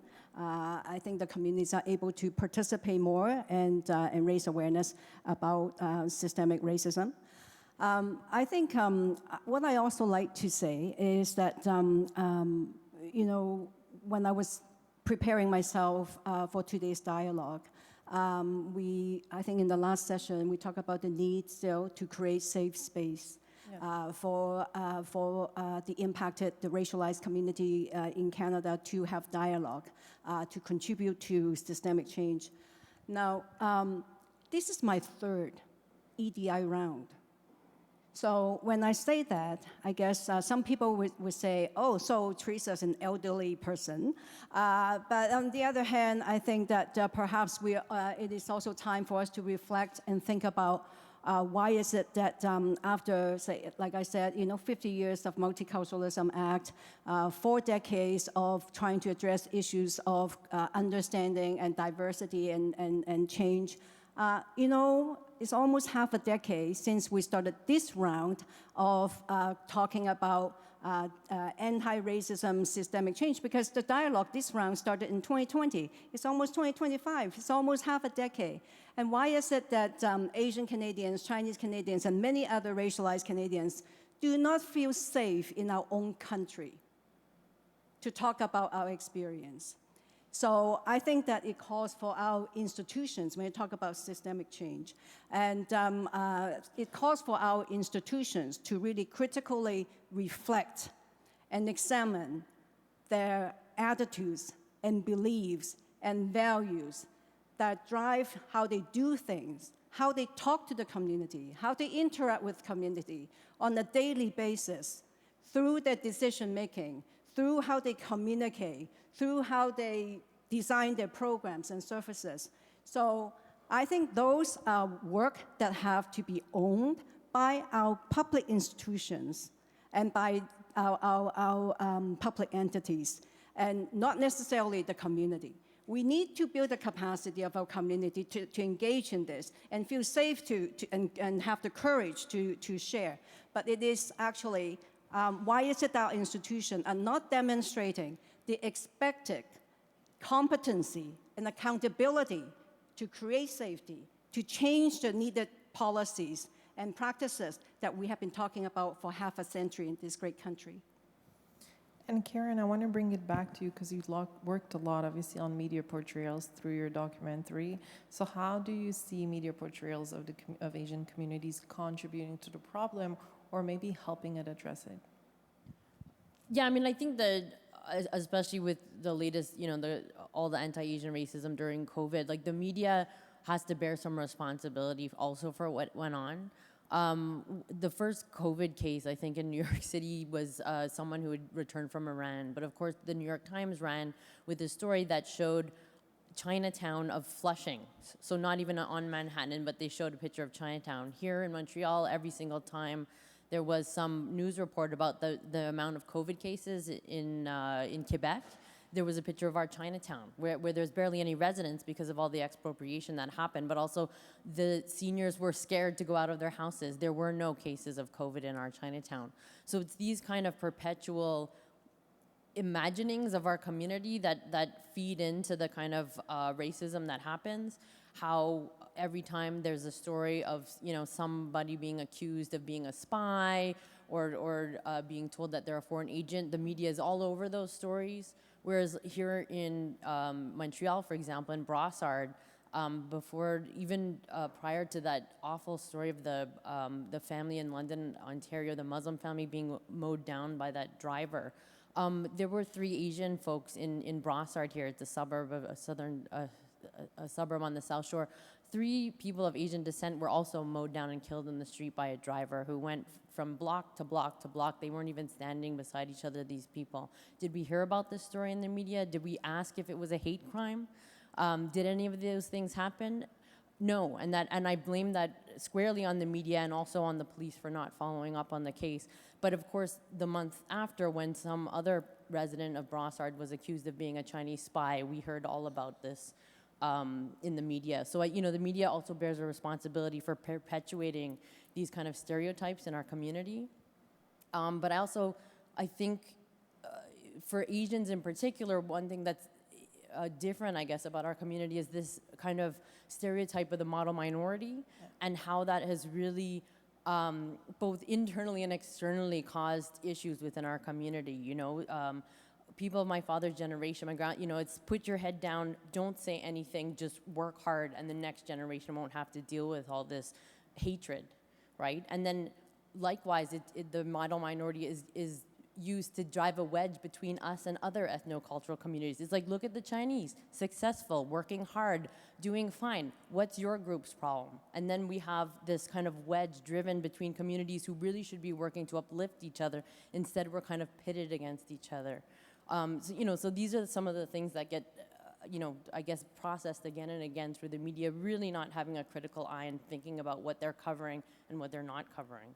Yeah, and when we talked earlier, you mentioned how, recent coverage of, Asian people, Asian communities, specifically in Chinatown, were being accused, of having spies, and how that's affected the community. How do you see media's portrayal of, foreign interference? I can ask you, but I can ask all of you to maybe weigh in on that. Well, I mean, our community here in Montreal's Chinatown, there was a big case of that. The RCMP accused Chinese Family Services, which is one of our longest running community social services and networks, of being a secret Chinese police station. It's been operating for years. It helps immigrants. It helps women who are dealing, with domestic violence situations. Subsequent to this accusation, their funding was cut on the federal level, on the provincial level, for all sorts of reasons, and our community lost that one asset that we have. And then, of course, they were already living in or operating out of a building they were barely able to pay the rent for, so the bank was starting to foreclose on that building. And of course, 3 weeks later, the RCMP announced that all these secret police stations all across Canada had been shut down. Without giving any evidence, any proof or anything, but naming only the ones in Quebec, Sino Quebec and Chinese Family Services, which had devastating impact in our community. Who's accountable for that? We don't talk about, we talk about the hate crimes, the crazy guy, the whoever person smashing the window, but we don't even talk about our own systemic issues of our own government infrastructures and our own, and how that comes down on our communities, because these are much larger problems that to address than one guy going to jail kind of thing. So I think the foreign interference discourse have certainly created unintended consequences that have harmed the community. And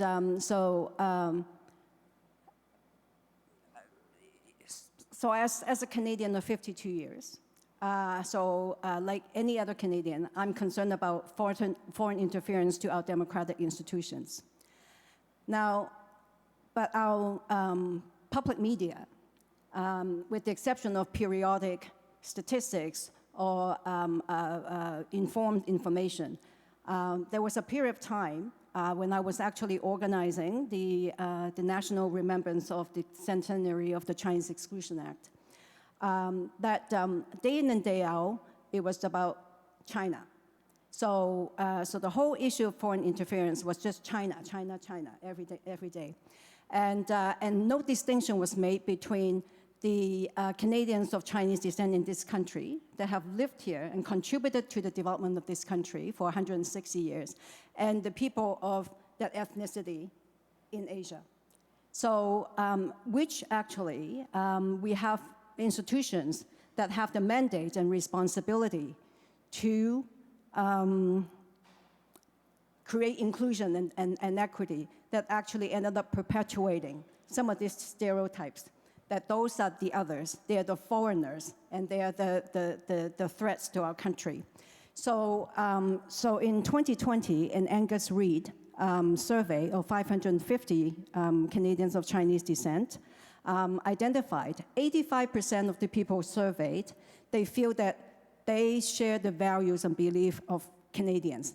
They feel that they are Canadian. And yet only 1 out of 10 feel that they are always viewed as a Canadian at all times. 1 out of 10 versus 50% of the rest of Canada. And so I think that sense of, and also recently, I've had conversation as a member of the foundation with institutions responsible for the public security, safety of this country. They are struggling with how to differentiate between who's a Chinese national and who's a Chinese Canadian. So my God, my immediate response was, well, I'm glad that my granddaughter is only 11 and she's in grade 6 and not in university. Otherwise, is she a Chinese national or is she a Canadian?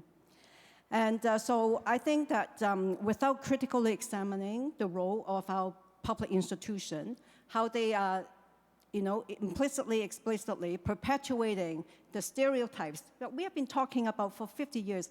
What responsibility, what concrete actions are our institutions taking to dispel those deeply seated stereotypes? It is not the responsibility of the Vietnamese or Chinese community to dispel those myths and stereotypes for the rest of Canada. It is our institutions that is responsible. It is the institutions that have the responsibility to protect and educate our students and our teachers and the health workers and people who are supposed to protect us to understand and recognize and acknowledge and have the competency and take the accountability to address anti-Asian racism. So I think that I think you probably see my theme today is I'm very focused on institutional responsibility and change. Thank you, Teresa. Shelby, this is something you're working on as well as a researcher. So I wanted to ask you, how does this play out in creating fear for many Asian communities who now fears of speaking out? Yes, I think the data really shows that it has such a dampening, right, on people's both sense of belonging and also their sense of how much they can talk about China-Canadian relations. Another statistics from my research shows that 30% of Chinese Canadians feel they do not, they are fearful about sharing the views on the relationship between Canada and China, right? I think that's a consequence of the China threat narrative as well. So I think at the same time, there are other some in universities, people here probably do not know yet that now Canadian universities all have research security offices installed, funded by federal government, and its purpose is to implement policies to safeguard Canadian technology and the patents and so on. But we are really worried about its outreach and some overreach, sorry. And some people are already feeling that it's according to one of the witnesses who testified at the foreign interference hearing, that it's a modern day witch hunting, right? I think the chilling climate is such that many Chinese Canadian researchers have suspended the collaboration with colleagues in China. I myself has suspended my collaboration. I'm a sociologist, so my research is on sociology of childhood and colonialism and so on. So I guess there's no patent there, there's no profit to be made. But who knows, I may say something that is considered as critical of Canadian government and thus damaging to the national interest. I'm not making this up. In the consultation paper issued by Public Safety Canada, one of the examples given about foreign interference or being a foreign agent is an academic who willingly or unwillingly directed by a foreign entity who is critical of Canadian government, right? I just find that shocking that that kind of thing would actually be seen as problematic and as disloyal to Canada. I do post-colonial analysis and critical race theory, so all my writings are critical of Canadian policy. So will I now be suspected of being disloyal to Canadian government? So I think, so we have suspended a lot of our research, and many researchers have lost their fundings as well. So those are the impact that I think are very pervasive. And I just want to add one more thing. It's not just about Chinese Canadians. It's other institutions and the Canadians in general as well. The university that the professor came from who testified, her university advised her to make an anonymized testimony because the university is afraid of retaliation against her and retaliation against the university. So that's how how the situation is like. So even institutions as mainstream, as major as universities are fearful about smearing fest that happened regularly in Canadian media. Thank you. We're now going to move to questions from the public. Why do you see so little discussion about anti-Asian racism as part of EDI efforts? Maybe I'll let Teresa answer that one. Well, I think there are internal and external factors. And I think that I think the Canadian public and the many Canadian institutions have really bought into this model minority myth. And that the Asians are doing well and they should have no issues and they should have no complaint. Because at the onset of the pandemic, partly because I have served in public roles, so I was often asked to provide comments on some of the, whether it's the killing in Atlanta or our seniors being pushed on the street. But and because I have been involved in community work for 50 years, and so usually the journalists and I would have a little chat before the formal interview, and they would say, Teresa, is it true that we have anti-Asian racism in this country? And and that was 2020, 2021. And almost unfailingly, each time, people would ask, "Is there?" The Asian community. I also form a Asian Canadian Together to End Racism network. And when we we came together as a coalition, and at some point, we decided to write a mission statement and do a strategic plan.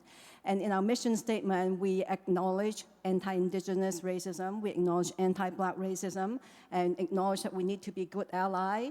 And then I think maybe the fifth sentence, and we need to address anti-Asian racism.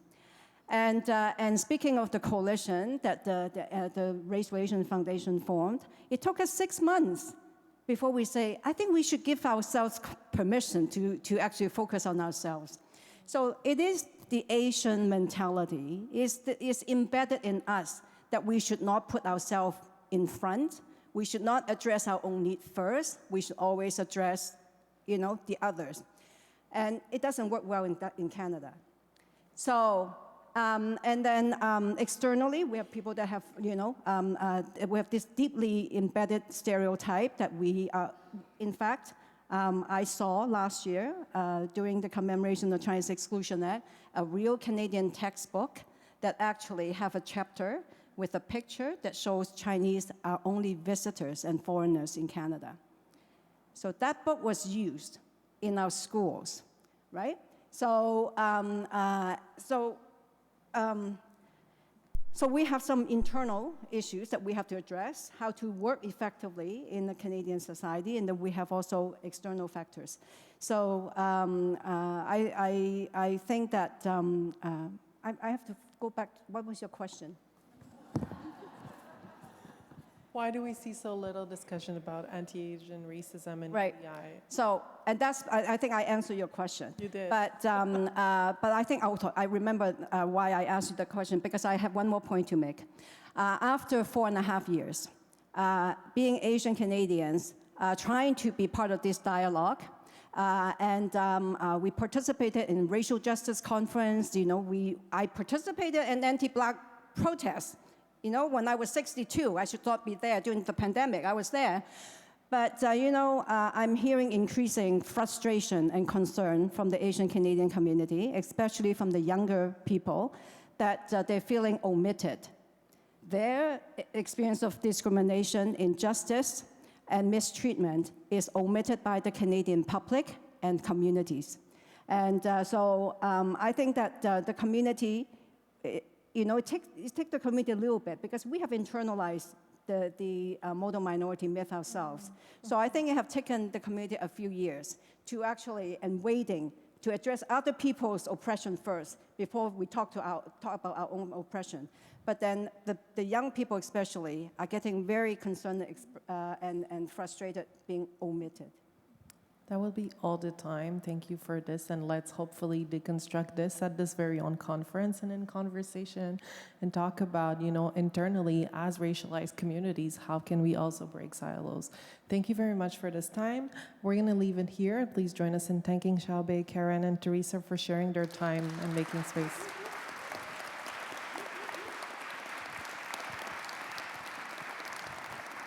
And I'm handing it back to you, Rita.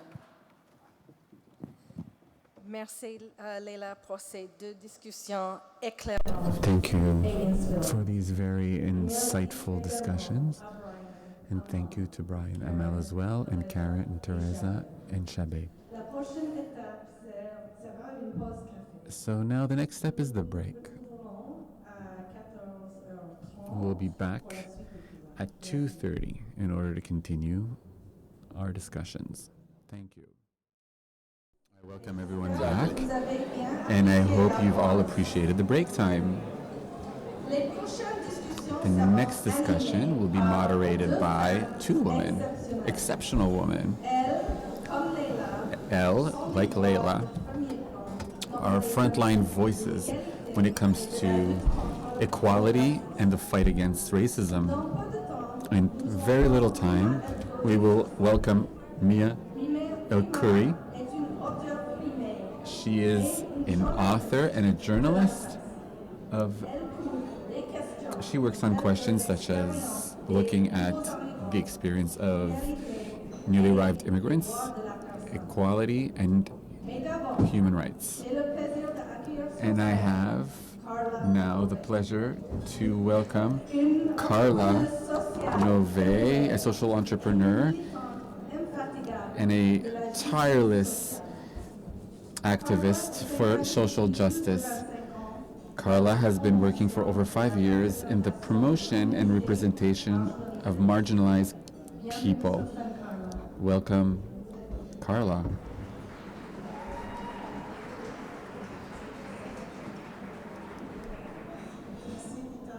Thank you, Rita. So I'll ask everyone to please take their seat so we can continue with our lovely discussion. And like Carla said, I'm Carla Beauvais, Chief Executive Director of the Dynasty Foundation, and I'm an activist within the cultural sphere, and I look to help people professionally develop themselves. And I'm very happy to be here to moderate this discussion titled Local Voices. We're looking here to give voice to those who have lived experience of racism and allow them to share that experience with us. And our deputies at the National Assembly are now reacting to certain comments that were brought forth by their colleagues. It is important to continue to speak out against racism and discrimination, especially when we witness it or if we are victim of it.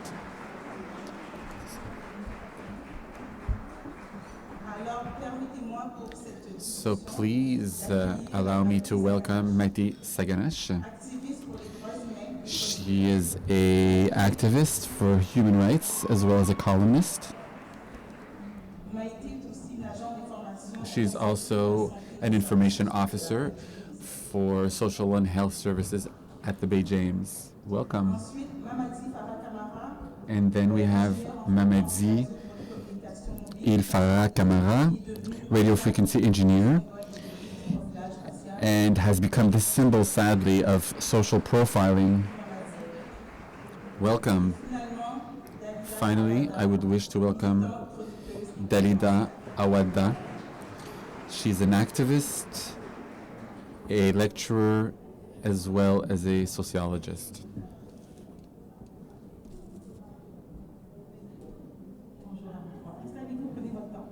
Welcome to all three of you. Please make yourselves comfortable.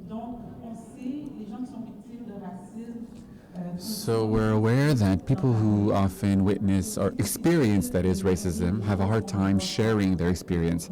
However, it's hard to discuss things we do not see or do not hear from. Therefore, I wish to thank you for your bravery and your courage to share your experience.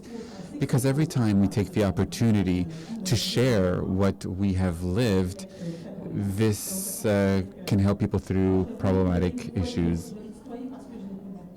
I'm informal because I know you all fairly well. Maite, let's begin with you. Can you please share your experience when you were writing for media of your from your Cree community, and when you were writing for the general public?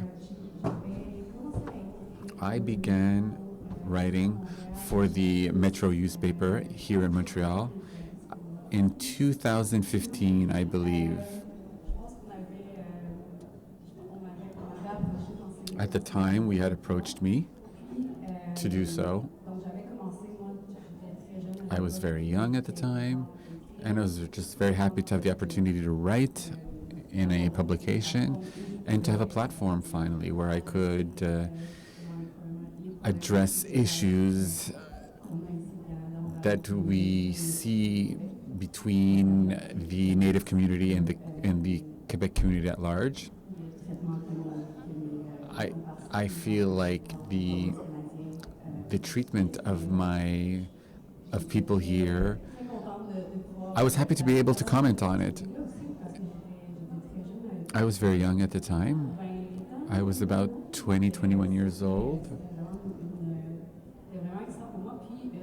It was an exciting time for me. However, I hit a wall quite quickly. I remember at the time, and you are aware of this, Carla, I believe, you wrote for the Metro publication, Dalila as well. There was a flow at the time that was fairly consistent. We had a lot of hate comments on the work that we did. A lot of people had the mandate, had a mandate. The publishing mandated people to look at what we were publishing because we were receiving a lot of hate comments. I would like to write for My Nation as well, and I enjoy writing for the Small Nation magazine. It's a magazine that's distributed within the Cree communities and it's distributed to different Cree organizations. And I've been writing for the Cree Nation publication since 2017, and throughout those years, I have never received a hateful comment, may it be on the Facebook page of the Nation publication, even or in my inbox. I believe there is a different way. I'm treated differently, I believe as well within the newspaper, within my community and versus in the Quebec community at large.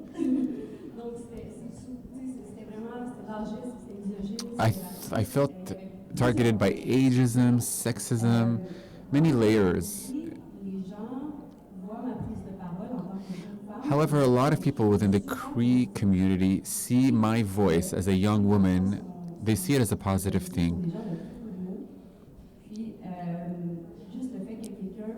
And I believe the fact that I take the time to put certain ideas forward, people of the community respect my actions, and they respect the vulnerability that it takes in order to address them. Could you please tell me what was your reaction or the impact of those hateful comments? I stopped writing in French magazines, point blank. I only work right now for The Nation. It allows me to have a dialogue with my community on a monthly basis. It's a platform that allows me to share without fear, where I no longer feel anxiety once I send my article to the editor. It was a when I was working for the Metro, it created a strong anxiety. It felt almost like a handicap. And it became debilitating. And today I've regained my voice to have social debates because the people of my community have welcomed me. So I stopped writing for French media and I went back home for 7 beautiful years, which allowed me to get community care and to be in an environment where I was not constantly questioned, where my integrity wasn't constantly questioned. And I'm also a member now of that community. I'm welcomed as a member, which has been very healing for me. Mamadi, you have a very difficult story to share. You were wrongly arrested in 2021 and held for 6 days. And for those people who are not aware of your story, although it was highly mediated, for those who are not familiar with your story, could you please take us back to that experience and to how did you live your first night in prison? Hello, everyone.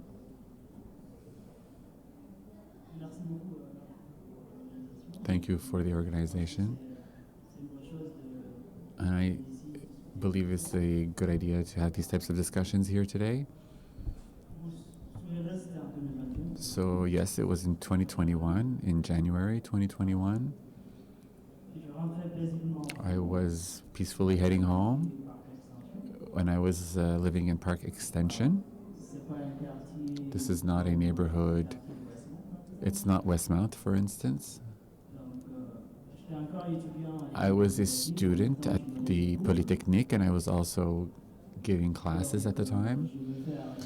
Therefore, I was stopped by a police officer.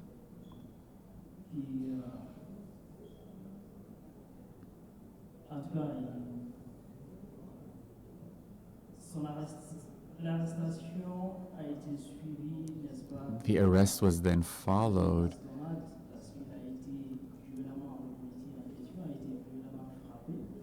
This then led to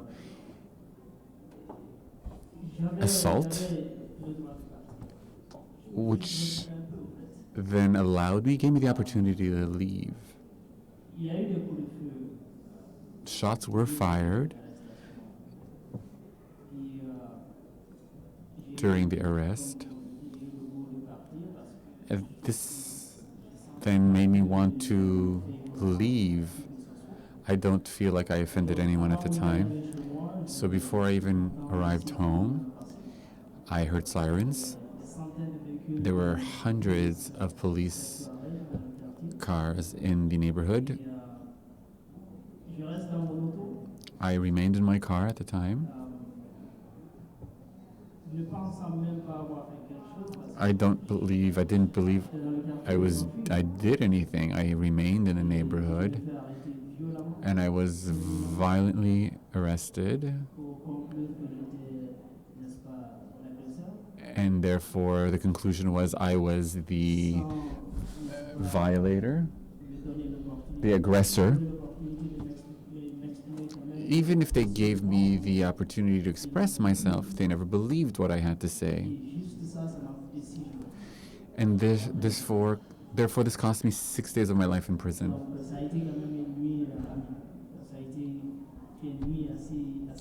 These were long nights where I was deprived from my family. I came here alone for my studies. I had no family actually here. Now there's a total of 4 of my family members here in Montreal. We're 4 people from 2021 to 2024. Therefore, these nights felt very long. And I was in a total confused state.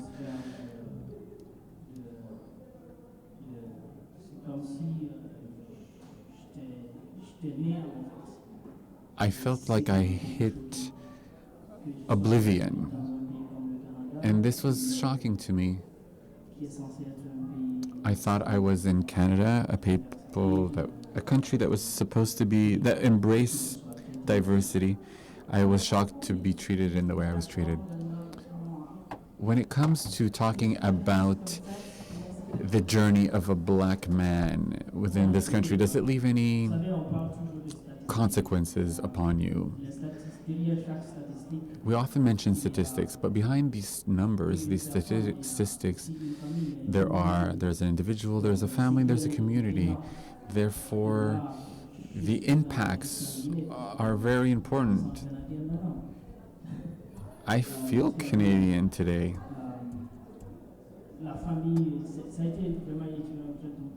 It was traumatic for me, this experience, and for my whole family, and for my community as well, for the black community in Canada.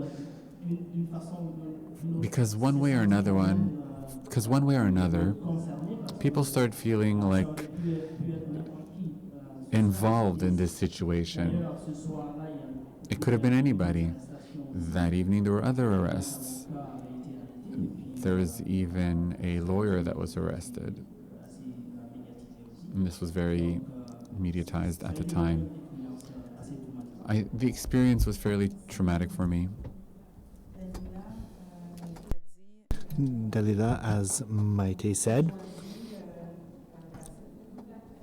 you decided to speak up.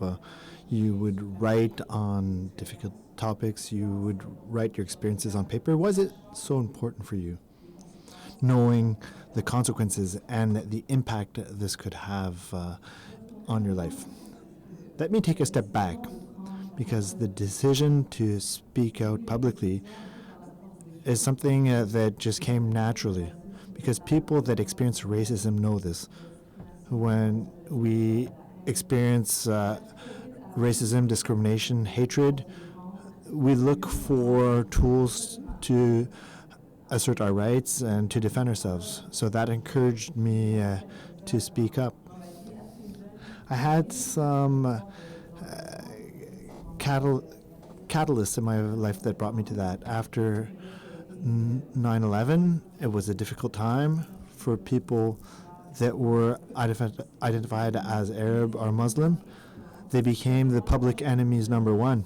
And I was young, too young to wear a scarf, but my mother did. And when I accompanied my mother going out to do some errands, she was constantly threatened and victim of discrimination. And I couldn't understand that was racism, but I did feel it was unnormal, that it was something uncomfortable. That confronted me to racism very early in my life. In my first job, when I got on the job market, I worked in a beauty salon before I studied sociology, and some clients would turn down my care, so that was one of the catalysts. But when I started CEGEP, I had an extraordinary teacher that showed two films, and I will always remember the role of some of my teachers. The film that was showed was Pierre Falardeau's Le Temps des Bouffons. Le Temps des Bouffons is so important in the history of Quebec. Pierre Falardeau, a Quebec filmmaker, he denounces the exploitation of francophones by the wealthy population, and I saw how this filmmaker was able to denounce some situations, and the same professor showed us Hollywood and Arabs, and it showed stereotypes towards Muslim people and Arabs, and that's what helped me understand what I experienced when I was young. I was able to put words on the experience, and that brought me on the journey towards engagement and sociology. Once I had that perspective, I could only see inequalities and injustices everywhere. It's very hard to turn this off. These are catalysts that helped me understand that it was so important to speak out. I was highly mediated when there was Bill 60 here with the Quebec's Charter of Values that would ban wearing religious signs in any public office, and I thought I was slightly concerned by this. When I was invited to share my opinion, I said, well, this is my opportunity. Because of your actions, you were the target of cyberbullying and other hateful comments. How did you overcome these challenges? Were you supported by the media that you worked for or by your surrounding? How were you able to overcome the cyberbullying and the online hate that probably all of you have experienced here? Let me give you some background. When you talk about cyberbullying, quickly, my comments were disapproved. There was an anonymous blogger that targeted me, and for many months, this anonymous blogger created some videos, some fake videos about me. They would show my body. They'd show me beside a bloodied body, and with some edits that would just perpetuate lies. He also did doxing. He would share personal information concerning me and my family online, and there was also harassment that I experienced and my family members experienced, and this went too far. I thought, I absolutely have to do something, and this is how I was able to overcome the bullying, because I decided I would not just be a victim. I wouldn't only experience this discrimination and bullying. This gave me a second win. I thought, okay, I'm impacted by this terrible bullying, but I'm going to fight back. I'm not going to let myself be put down. For a certain time, I just wanted to hide. I wanted to protect myself like a small animal that just wants to roll up in a ball to find shelter. That's what happened to me. But then I regained my strength, and I thought, enough is enough.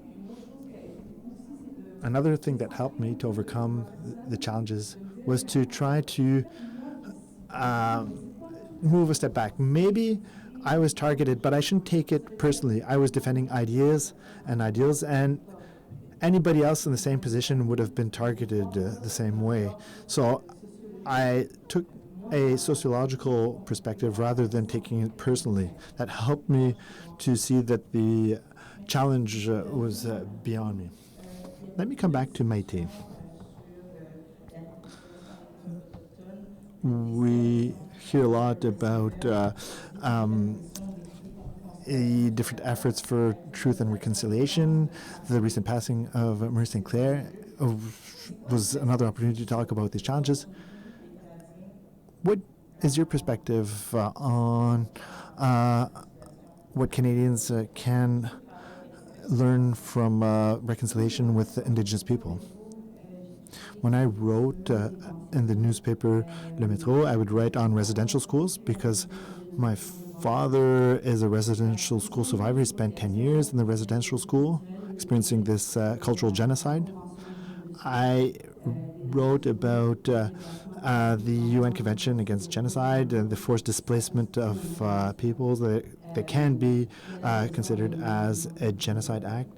But the Truth and Reconciliation Commission had its hands tied and could not state clearly that it was genocide. What Marie St. Clair did had a deep impact on me. When I wrote for Le Métro, I would write about residential schools, columnists and other media and people that spoke publicly on CBC, Radio-Canada, sociologists, and other experts that were invited to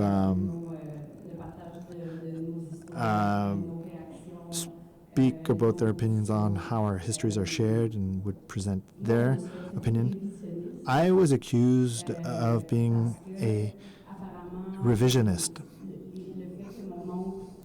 The fact that my uncle is buried in another province right now, and we were unable to recover the remains, and my uncle was in a mass anonymous grave, and this was considered as trivial, and that Indigenous people were exaggerating the horrors of residential schools. These are things that I was told. These are things that I heard, and years later,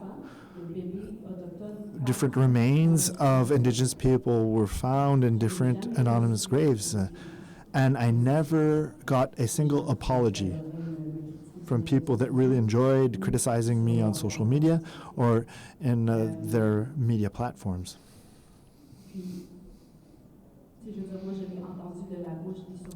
I've heard it from residential school survivors during the Truth and Reconciliation Commission that Indigenous children would have to dig the graves of their friends that passed away. This is written in the report that Murray Sinclair tabled. Murray Sinclair gave to Canadians a roadmap. Murray Sinclair gave clear guidelines, step by step, towards reconciliation. He also provided ways to correct some of the injustices. Canada belongs to G7. It's an economic power because Canada will develop massive resources on unceded lands, and each day Canada violates treaties. We've seen this again in the Supreme Court with the Robinson Treaty. Canada, the province of Ontario, have made a mockery of these treaties according to the Supreme Court. Treaties that allowed Canadians to settle here and to dig the land the depth of a shovel, which is completely different than what we witness today.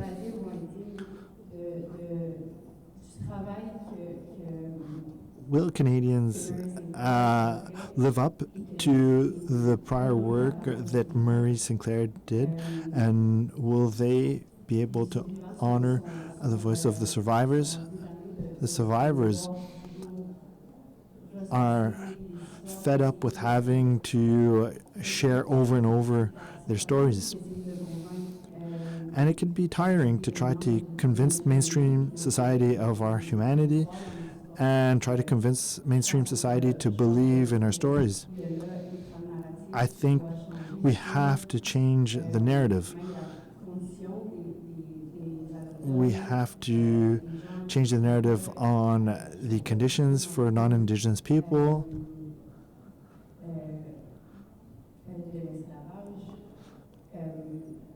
We have to bring the narrative of people that do not stem from slavery. Each day, regardless if you are aware or not of this, you benefit from the dispossession of our languages, of our culture, of our lands, of our social and political structures, of our bodies as well. This is something experienced each day by mainstream society. When Canadians will be ready to deal with this discomfort as being settlers that are occupying the land, we will be able to move on. Thank you, Maite.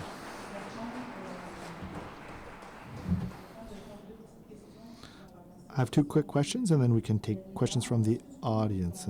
Do you believe that your identity as a Muslim woman played a role in the type of assaults that you experienced? Yes. Absolutely. Because racism violence has different dimensions. It will take a certain shape based on the targeted group. For Muslim women, there's a certain paradox. Muslim women are seen as victims and as a threat. Muslim women are seen as manipulated women and manipulators. Therefore, they need to be saved, but they must be feared. This is a dichotomy that I've experienced. I think it's a perfect storm of racism and sexism. This will influence the different attacks that I experienced as a left-wing Muslim woman. The identity of Muslim women has an impact on the objects of these attacks. The anonymous blogger that I mentioned earlier didn't do all this because he was bored in his basement and thought, I'm going to start making videos of this woman. Perhaps he was bored, but I think he had more specific goals for him and other like-minded individuals. I think he felt that I bothered the public discourse. So he used his tools to call me back to order. He would see that I was disrupting the implicit rules. The implicit rules are if you're a racialized woman, in my case, I'm a Muslim woman with a headscarf, that if that was my identity, that I had to avoid rocking the boat and I had to stick to my place in society. So I think his actions aim to discourage anybody like me. If I think of my mindset in 2013 and 2014, I would often be invited to comment the bill. But I thought, I can't be one of the only ones that speaks publicly about this. And I thought, why don't you see other Muslim women that want to speak about this? I said, I'm impacted by this bill, but I don't want to speak about this anymore. And I saw other women that fear the same thing. They were afraid of being harassed and insulted. So a lot of these women were discouraged. But even for women that are involved, it discouraged them. They saw maybe they should stop speaking publicly to protect themselves to protect their integrity, their safety, or their family. And this encouraged other Muslim women to stop speaking publicly. There was also an effort to try to stop someone from bothering, and just sometimes our presence is considered as a threat. And once we were neutralized, some individuals want to maintain control over conversation spaces. I think in a healthy democracy, there are spaces for true debates, but once we were muzzled, that had a political impact. So I think these goals weren't trivial. Some of the perpetrators were really organized, and we have to constantly remind the reasons why we are attacked when we speak out publicly against racism.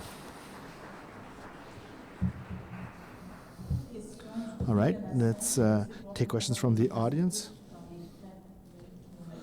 We have 4 minutes left. I'll see if we have enough time. You can ask questions specifically to some of the panelists. Question for Amadi. For Mamadi. What can our governments do to avoid this type of error? Well, first of all, we have to acknowledge systemic racism. Until then, it will be only talk.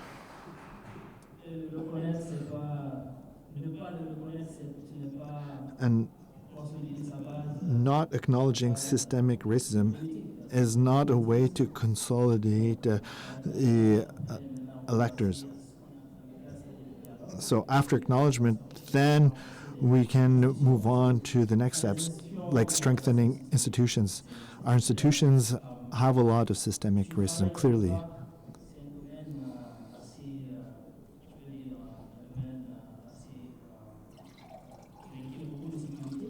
If you work in a field that has high safety requirements,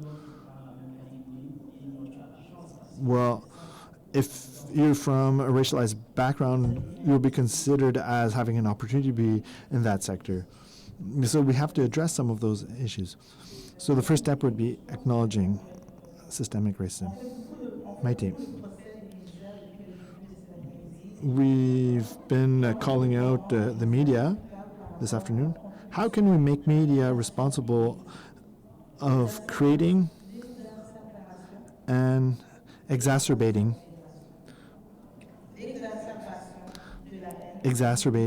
hatred targeted towards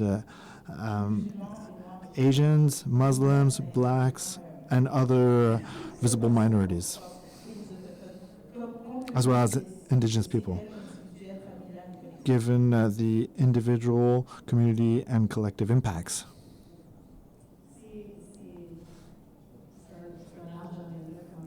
This is a pretty broad agenda. As an employer, as a media, I think that these organizations have to lend an ear to these individuals and should not be afraid of having diversified teams. This can lead to a true, authentic societal debates.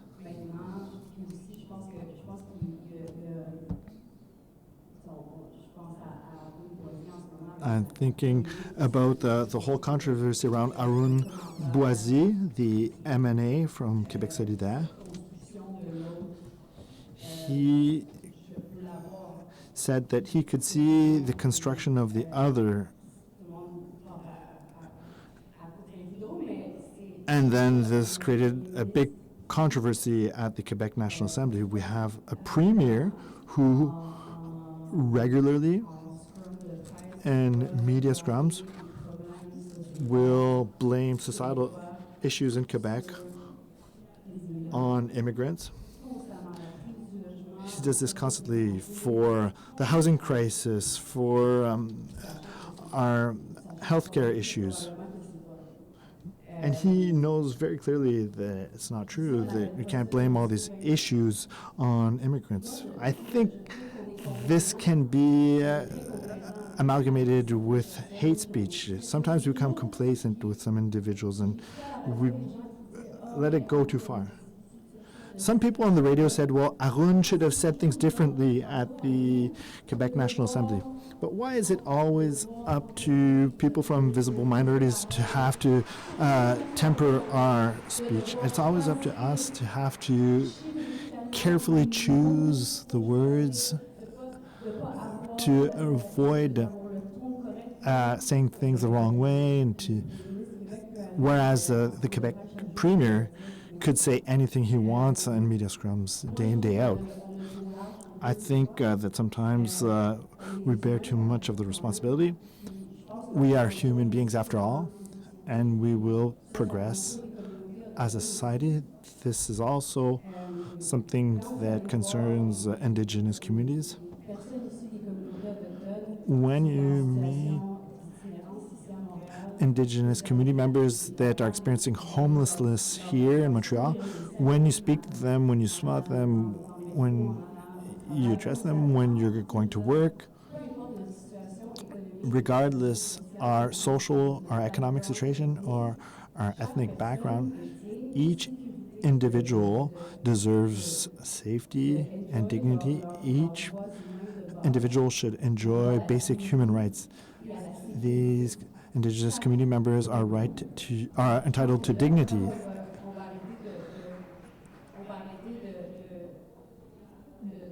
We have to stop seeing individuals as people in a hierarchy. In my community, regardless your financial resources, if you have something to bring to the community, you'll always be included. That's something I really love about my community. We are all seen as equals, and everybody has a place at the table. Everybody has a place in the community. It's not something that I see in mainstream Quebec.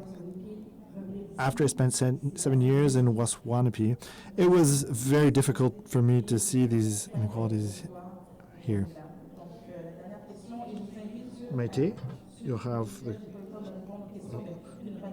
Well, we'll have the closing words from Dalila.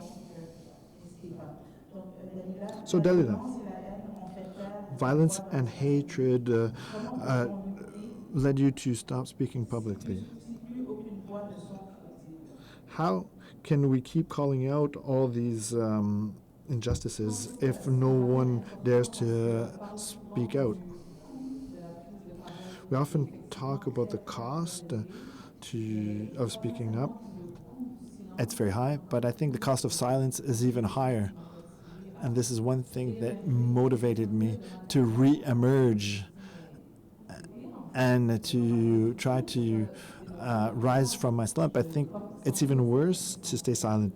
I don't want to be in this situation where I'm powerless. What makes a big difference is to find the right people around you. When you speak publicly, you don't have to do this alone. We all have a role in creating a safety net that will help people that go down the difficult road of speaking publicly about racism. I remember something back in 2017. I didn't mention that after everything that I experienced, I went down the legal road with some lawsuits for defamation. This was a long process. It used a lot of my time and energy. I remember during the trials, each morning I'd go to the cafeteria.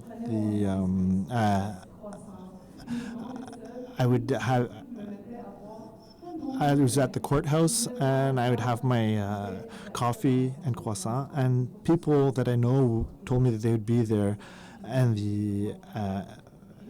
the courtroom, and then 3, 4, 40, 20 people, and that was the true solidarity in the community. That made a difference of having that support in the courtroom.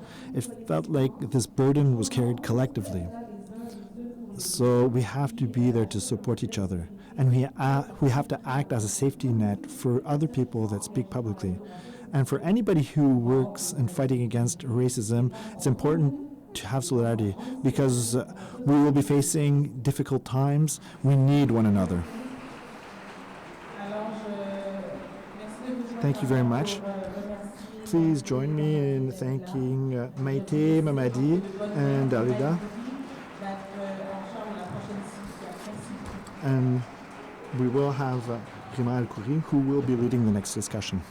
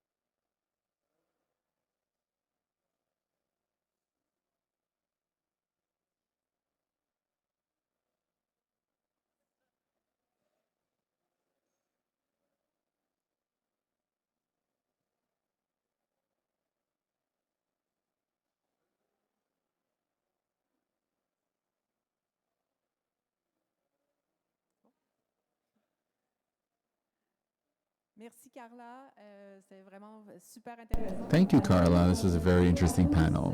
Hello, everyone. I am Rima El-Khoury. I'm a journalist and a columnist at La Presse. It's a pleasure for me to be here today in order to moderate this next panel. On a very lighthearted subject, of course, we're looking at systemic racism in healthcare. And as a columnist at La Presse, I like to look in particularly at issues tied to immigration, social justice, women's rights and minority rights. And this includes, of course, all these very debates of the times that we see when it comes to discrimination, systemic racism, and the increase of hate speech. Okay, therefore, I'm the moderator. And therefore, it's the panel's entitled Systemic Racism in Healthcare, Policy and Partnership for Better Patient Outcomes and Experiences. I will now like to, let's welcome our guests. We have Dr. Samir Shaheen Hussein. He is a pediatric emergency physician and author of the award-winning book, Fighting for a Hand to Hold. It's a book that was published in English originally. Welcome, Samir. We also have Yvonne Sam. She has a rich experience as a clinical nurse as well as a teacher. She will recently publish a book, Behind the Scenes Nursing.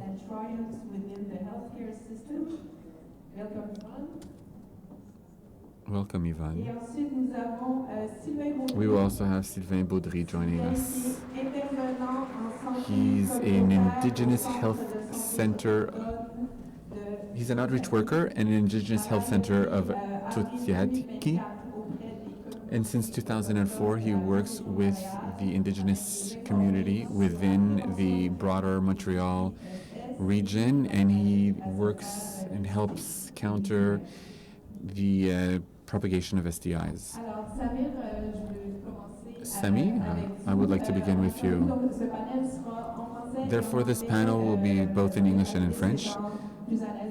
Some are more comfortable to speak in English or in French. Samir, I will ask the questions in French, and he will answer in English. So let's begin with you. I would like to begin by, I would like you all to share a bit some of your personal experiences. Talk to me about your work as a pediatric emergency physician and what prompted you to involve yourself in order to build more equitable health care services. I'm going to speak in English. Reply in English. I mean, in terms of my work, I guess I should kind of frame my work in two things. I know earlier in the panel, the first panel, we talked about, people having individual truths, but as someone who was born here as a racialized settler, born to migrant parents, there are kind of two truths that I think are very important in the work that I do. One is that we, those of us who are here as settlers, are here as settlers. We're here on stolen land. And that's fundamental as a starting point to understand in terms of the work that I'm involvement around health justice. The other is that Canada is part of a worldwide system of capitalism that has, for many, many years and decades, profited from colonialism and imperialism, and Canadian government, as well as corporations, play a very significant role in producing the conditions across the world that force people to migrate. And so when we're talking about issues tied to, immigration, especially the current discourse here in Quebec, but also in the rest of Canada and certainly in the United States, I think it's critical when we're having that discussion to understand that the forces of migration are forces that are created by the societies that we live in. And so to answer the question, as someone who lives here, those two kind of truths are incredibly important for me to be able to address injustices. You mentioned the book that I wrote. One of the recurrent themes in the book is that inequalities in healthcare follow the fault lines of societal injustices. And the correlate to that is that, if we don't address those societal injustices that we often call the structural determinants of health, there's no way we're actually going to get any sense of true equity or justice in healthcare. Merci.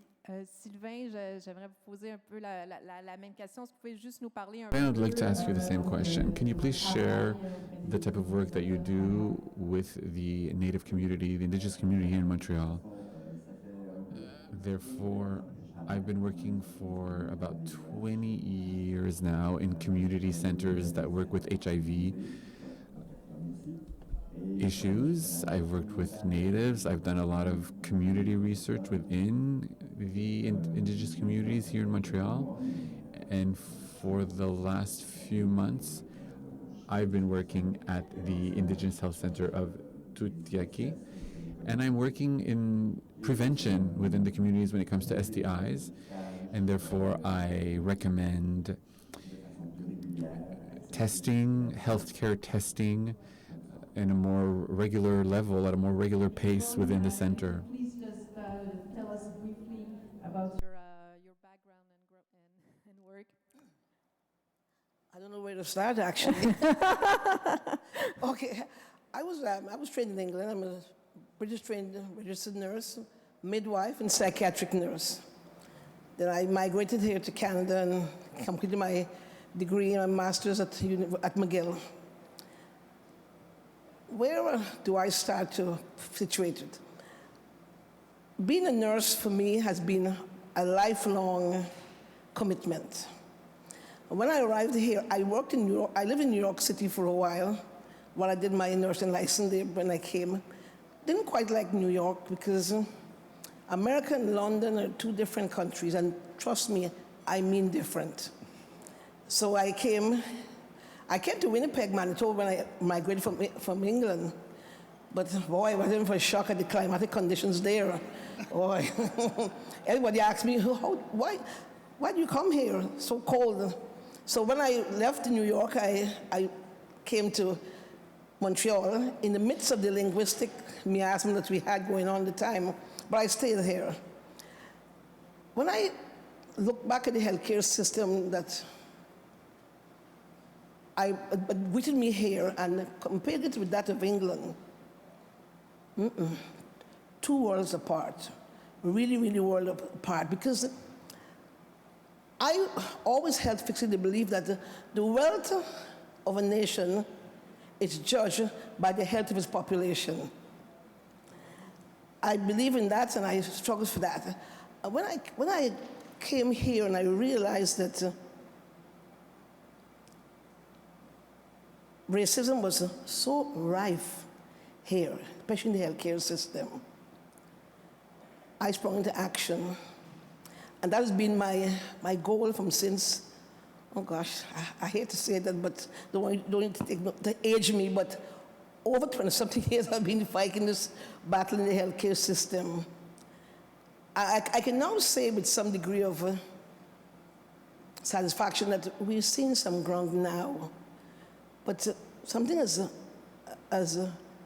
substantial as the healthcare system should never be subjected to the trauma, the setbacks, and the problem that this healthcare system has seen in Quebec.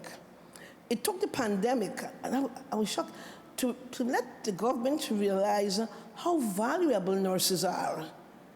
I was really shocked at that, how valuable. And just recently we had nurses, I mean, I'm retired now, but we had nurses on strike. That's something that takes you so far back that nobody realized how valuable they are and how valuable the healthcare system is to any country. So I'm still in the fight. I don't think in my lifetime, I don't think so, that we'll eradicate racism. But I'm determined to do all that I can to make sure that equity in some form or other reigns in the healthcare system. Thank you, Yvonne. Samir, je reviens vers vous. Donc, en 2018. Samir, back to you. In 2018, you were on the front seats of the Hold My Hand campaign, which was looking at the abandonment of a practice where we transported kids in order to get health care. So what did you do? Participate in this campaign? Bring up a few lessons from the Hand to Hold campaign from 2018. So the Hand to Hold campaign was launched in January of 2018, as was mentioned, to put an end to the non-accompaniment rule that prevented children from across Quebec from being accompanied by a parent during emergency medevac airlifts.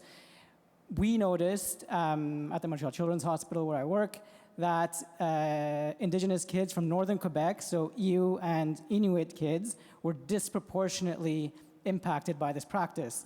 So the campaign really was centered on them and their families to put an end to this practice. I'm not going to go through all the details of the campaign itself, but basically in about 6 months, after a lot of public pressure, media coverage, including the news kind of going international with coverage in The Guardian, the campaign was a success in the sense that there was a victory and the government finally acknowledged that they were going to change it, and there was actually an actual written policy that was going to be put in place. But I often refer to the victory as a Pyrrhic victory because just a week before the new policy came out, unfortunately, we couldn't get permission to play the video clip from CBC News, but all the media basically broke this news story. Well, initially it was broken by CBC and Le Devoir about comments that were made by then Healthcare Minister Gaëtan Barrette, where he was actually, and this ties into the lessons, but he was approached, he was doing a pre-electoral visit at a community center on the South Shore, actually, at a Muslim community center. And he was approached by someone who had been following the campaign to find out, why it was taking so long to put an end to this practice. And he didn't realize that this person was actually recording him. And he went off on a bit of a tirade, including having said, and I wrote it down just in case because I don't want to misquote. But he basically said, "I guarantee you that there will be at least one instance in the next 6 months where someone will not be allowed to get on the plane. Why? Because no one agitated, drugged, under whatever influence would get on the plane at any cost. That will not happen, and that happens all the time." You can look this up, quick search CBC News, 2018, Leah Hendry and Lisa Marie Gervais were the ones who broke the story. So to me, this is actually very telling because, this is a health minister who made these comments, who himself is a physician, who is the former president of the Fédération des médecins spécialistes du Québec. It was a huge news cycle. I see Chief Justin Picard here. He called for the resignation of Gaëtan Barrette, as did many other Indigenous leaders and politicians, and that didn't happen.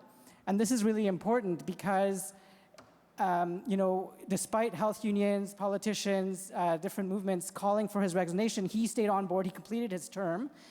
And for me, I actually testified during the coroner's inquiry into Joyce Echaquan's death in 2021 to talk about the role of medical colonialism that played as it played a role in her death. And one of the points that I tried to highlight was just to kind of bring up the question. Obviously, we can never know the answer, but if in 2018 Gaëtan Barrette had been forced to resign, would that have sent a message across the healthcare system strong enough to say that we have zero tolerance for racism and colonial behavior and comments? We'll obviously never know the answer to that question. But to get back to the question specifically, in terms of lessons, one of the biggest ones I think for me was solidarity, was seeing solidarity being expressed between different communities. So this was one person at this mosque who had just been following the story, but felt really compelled because he was so impacted, or they were so impacted by the impacts on Indigenous children. So solidarity is one. The other thing is that during the campaign, we centered Indigenous children from Northern Quebec and their families. But when the campaign was victorious, the benefits actually benefited all Quebec children, regardless of where they're from. So the kid from Gaspé and Sept-Îles, who also needed medevac airlifts, now are going to be accompanied since 2018. So that's a significant lesson to draw inspiration from actually a line that was popularized by Fannie Lou Hamer, black labor activist from the 70s in the US, who would often say, "No one is free until everyone is free." And so one of the, I guess, I'll make one of the most significant lessons to draw for many of us was that people would often talk about, the campaign being really well organized and being a success for all these different reasons. But what people will often not recognize was that the only reason that the campaign was a success in 2018, in my opinion, or the biggest reason, was that the social and political terrain had shifted significantly 5 years prior, 10 years prior, 15 years prior, because people had been trying to change this practice for years, decades before, including Inuit communities themselves, and it didn't happen. So why did it happen? I think it happened because of the siege of Kanesatake, so what people call the Oka crisis, and the fallout from that, the resistance that was seen during that, women speaking out about police violence in Val d'Or, Idle No More movement, missing and murdered Indigenous women and girls, all of this stuff, certainly the Truth and Reconciliation Commission, all of this stuff changed the political and social terrain such that in 2018 it was just not acceptable anymore for Indigenous kids to be separated from their families. So I think that's a very key lesson, is to remember to have some humility in the work that we do, at least as settlers, and recognize the importance of movements led by communities that are directly impacted by these policies and these practices, because that's ultimately what shifts the political and social terrain in a meaningful way. Merci Samir. Je vais poursuivre sur le même sujet. Thank you, Samir. You also spoke in your book about the necessity of putting an end to colonial medical intervention. So how can we fight against the issues you raise within your book? Medical colonialism is a term that's been kind of used in the past, but for the purposes of the book, I kind of developed a bit of a working definition, but based on the work of many Indigenous and non-Indigenous scholars and activists and health educators in the past, where basically the proposed definition is a culture or ideology rooted in systemic anti-Indigenous racism that uses medical practices and policies to establish, maintain, and/or advance a genocidal colonial project. And I used all of those terms very intentionally, including genocidal. Maite touched on some of these, the importance of recognizing the residential schools as being an act of genocide, not of simply cultural genocide. But what I try to highlight is that the medical establishment, the Canadian medical establishment, has played not a role of complicity, but has played an active role in genocide as outlined by the UN Convention on the Prevention and Punishment of Genocide. So all 5 acts, actually, we can find large-scale, institutional, governmental examples where the healthcare system has been, part and parcel of this genocidal project. And that's really, really important as health workers, because if we don't recognize as health workers that we have this legacy, because I see it all the time, my colleagues, even with the best of intentions, at best pretend that they're neutral. But as the people's historian Howard Zinn has written, you can't be neutral on a moving train. And the train that we're on is that of colonialism. And so the only way to actually act to confront medical colonialism is to do just that, is to confront it. We can't be neutral. And so, so recognizing that history is key and is critical, because if we don't recognize that history, not only as something from the past, but that has impacts that we feel to this day in all kinds of ways. And I think Joyce Echaquan's death is one of the most recent examples. If we don't recognize that history and the ongoing policies and practices that exist, then any effort is going to be, is just going to be window dressing, basically. Merci Samir. Sylvain, je me tourne vers vous. Si on parlait donc d'exemples très concrets. If we, looking at certain examples within your own experience, can you share certain examples within the Native community in which Indigenous patients are confronted with racism within the healthcare system? So what I'm going to do is I'm going to do what I usually do, which is kind of disobey. Yes, systemic racism exists, and I could tell you a lot of scary stories tied to discrimination and racism. However, when I arrived here today, I had a certain plan of what to talk about and bring forward.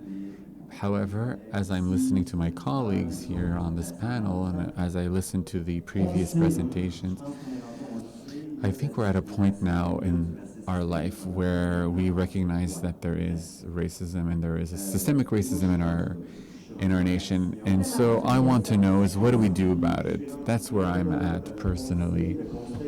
I think we're all aware of its presence,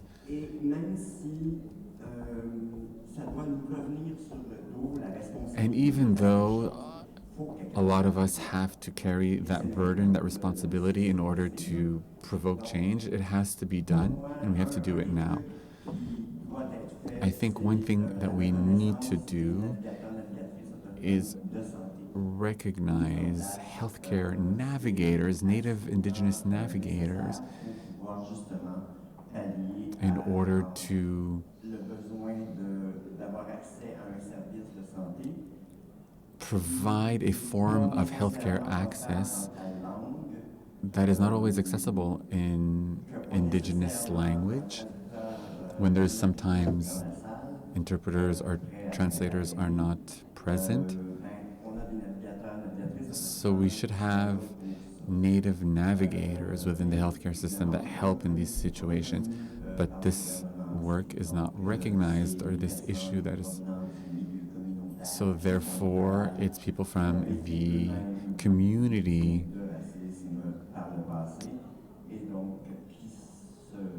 health community workers that involve themselves in such work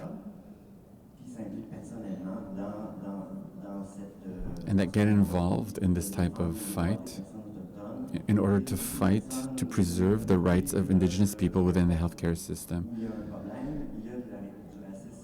I think in every levels of our institutions there is forms of racism, and I think we have to call it out and we have to do something about it. Why would we refuse access to a certain type of service to someone? A few years ago, I accompanied an Inuk person who had a foot infection. This person was homeless, and the first thing they did at the emergency room was to sit on the floor. Consequently, the security guard came and scolded them because they were not supposed to be sitting on the floor. However, this person is homeless and that was their habit. Afterwards, they took their number in order to go into triage, and the person in triage did a bit of a face because they were bothered by this person's odor. However, this person is homeless and they don't have access to regular showering. And she kind of said, here's another, just another drunk, another indigenous drunk person. And then she asked him to go back to the room. And she never took his name, she never even put him within the triage system. So I see this type of reaction and behavior in many healthcare centers. This is how we treat a lot of Native people in our healthcare system. We just don't provide them with healthcare.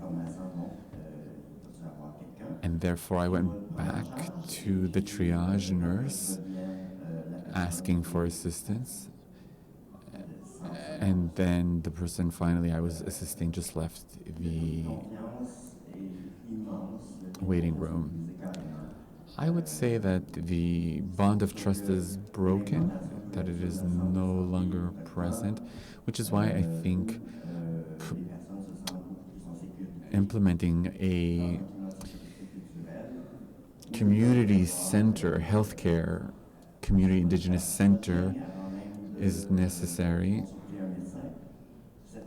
I think this approach is a form of reassurance for the community. However, we need the space, we need the practitioners. We still need a lot to do in order to provide this type of service. I think you would agree with Sylvain that, while we know we have many, we've done many, commissioned many reports, we know that racism is a real thing in the health care system. According to you, you told me it would be crucial to have more Black physicians and nurses in our healthcare system. Can you tell us about your efforts, the efforts that are happening and why they are so important? In 2010, to 2016, I did a research on the amount of Black medical students that passed through McGill University. And sadly, there were only seven. McGill told me they didn't identify themselves as Black per se, but there were 7 only. So I wrote to the dean and asked for a meeting with the dean to see why. Why is only 7? Was it that the standards were too high? In the context of academic requirements? Why was there only 7? McGill, you know, has a history of treatment towards Black doctors. Years ago, Black doctors were not accepted here at McGill. To do their residency, they had to go to Washington, to Howard University, to complete it and then come back. So that history is still being felt today. They realized we had several meetings with them, several meetings we had. And they started an office called the SACE office, Social Accountability and Community Engagement Office, where they begin to look at measures to combat anti-racism and to track Black doctors. That's in place now. In 2022, we took 23 on the MDCM pathway of that Black doctors. I follow them every year, I follow them. And I'm not going to tell you it's easy because I have met some opposition at times, but I'm following them. Right now we have 22. One is not dropped out, he went to Nova Scotia, continued medical school there.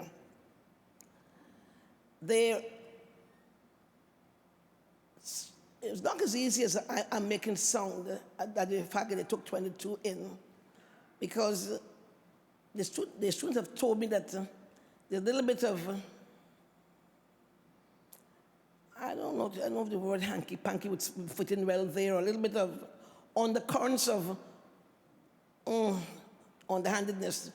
But we're on that. It's not at the level where we need to bring it out in the open as yet. So that's what McGill is doing. I'm also working with the School of Nursing also.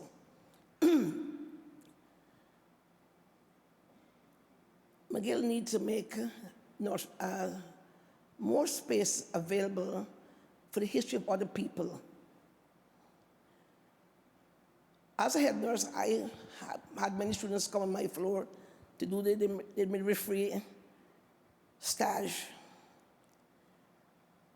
And I was shocked at both Black and white. Who never heard names like Gwyneth Barton, Bernice Redmond, Pauline Oliver. Gwyneth Barton was denied nursing here in Canada and traveled all the way to Virginia to become a nurse. She was the first public health nurse in Canada, the first Black public health nurse in Canada, and the first Black nurse in the Victorian Order of Nurses. And that is nowhere in the history books in the curriculum. All curriculums you have also on the Indigenous side. Edith. Edith Montour is Indigenous, World War II veteran, and the first Indigenous nurse. And no in history books in the curriculum is there. So we sat down with the School of Nursing, and after many, many meetings, not one or two, many, many, where do we start? Or where do we stop at this blatant display of invisibility of Black and Indigenous people? Where do we stop? Forget about where we start. Where do we stop? Yeah. And Again, I tell you, it's just me alone fighting them, But I hung on like a barnacle or like a hemorrhoid. I hung on. Like a real hemorrhoid. And they invited me, I'm sorry, sorry. My nurse slipped away, that slipped away from me. They invited me to become, I wish I am still, a member of the anti-racism committee. When you want to make changes, you've got to put at the table the people who it affects. Yeah. You can't make changes for black people and the blacks are not at the table. That makes no sense. No. Florence Nightingale is touted as the heroine of nursing. It's all white, white, white. Textbooks, look at the doctor's medical textbook. Black is seen as a default. There's no black image. The nurses graduate, they don't know how to care for black hair. They don't know how to care for black skin. They don't know what it looks like when certain things happen. They need to know if you're going to have a nurse or a doctor, you better know. You better know. Because the first person, when you go to hospital, you don't meet Hussein, you meet me first before you meet him. I got to tell him what happened. I'm the one who tells him what happened, what you tell me. I'm on their committee. I'm on their backs. I'm on their backs. I must let you know, I'm on their back, literally on their backs. We have started to introduce the history of black pioneers in nursing. Nurses must know the whole story. We didn't go far back in bringing out the dirty linen to wash about how McGill treated some black people. We skipped by that and we went to a safer place.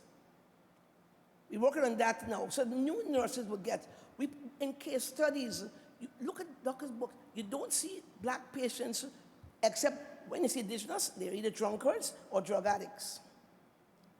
And when you see the blacks, oh, they can take pain. They can take pain and all this like. We've got to start to remove that. And as I told them, I don't mean to be rude, but I can be. Yes, I can be rude. And I told them that when you have a committee being formed, I would like to know the composition of it. Not because I'm racist. I'm not. Because I'm an optimist that you're going to follow the right things at the right time. Because you can't want to change a whole history and the people who are affected by that are not at the table or haven't had an input in it. They seem to have understood that now. And they seem to have understood that getting rid of me is not so easy. I'm not palatable. They know that. I'm not palatable. Because I want to leave. If nothing else, I leave behind. I've lived more years than I have yet to live, that I can leave a healthcare system that is so fair that there'll be no doubt that anyone want to be a nurse. I have many friends who have left nursing because of what the healthcare system signified to them, or what the healthcare system is. I don't want that. I don't want that. I told in one afternoon in Jess, I told him, listen, if I die tomorrow, I want to tell you guys something. Black folks have strange things that they do when they're dead. So you better not pull any fast one off.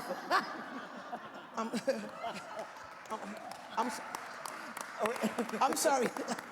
That one slipped away. But I just want to make sure that I know there's a tendency to that when the fire is not, the heat is not on, you want to do, when the cat's away, the mice will play.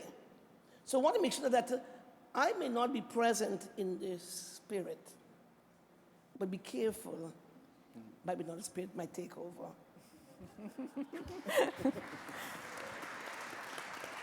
Thank you, Yvonne. We have no more time. I don't know if I have time for one question or if I do. No. I have one question.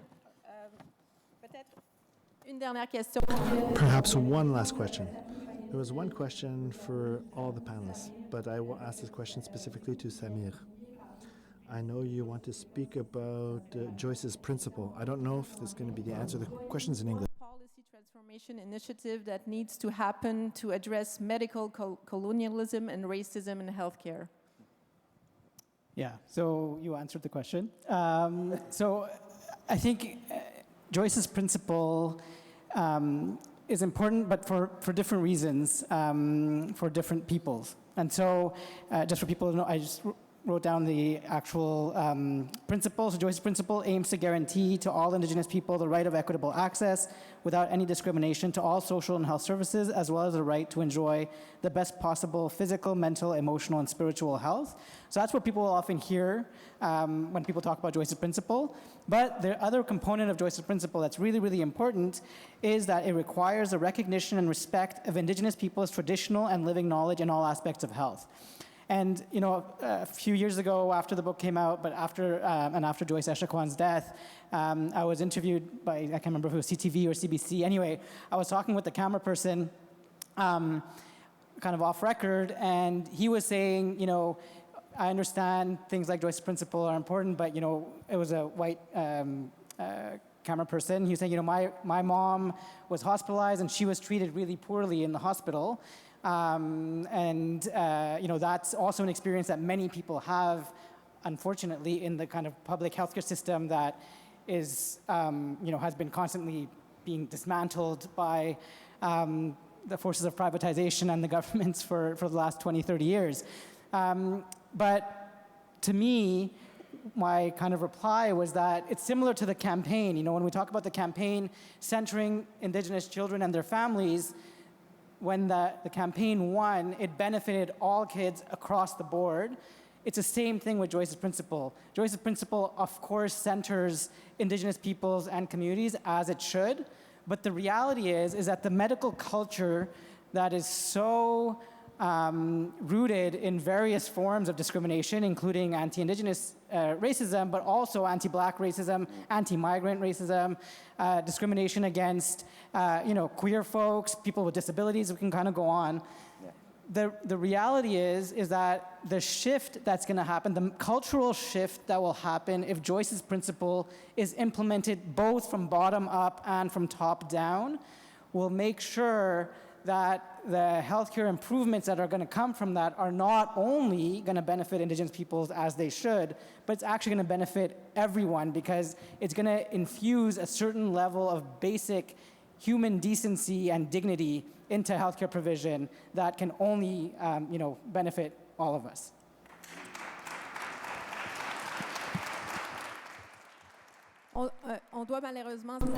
Unfortunately, we will have to end the conversation here for this panel. For those who would like to ask questions to the panelists, I invite you to ask your questions directly to the panelists after. Thank you, Samir, Sylvain, and Yvonne. I think they deserve a nice round of applause. And now, I would like to hand it over to Rita. Thank you, Arima and Carla, for these very insightful discussions. I know you will be back soon, but just before, we have a second networking break. We will reconvene at 4:05 to continue with our program.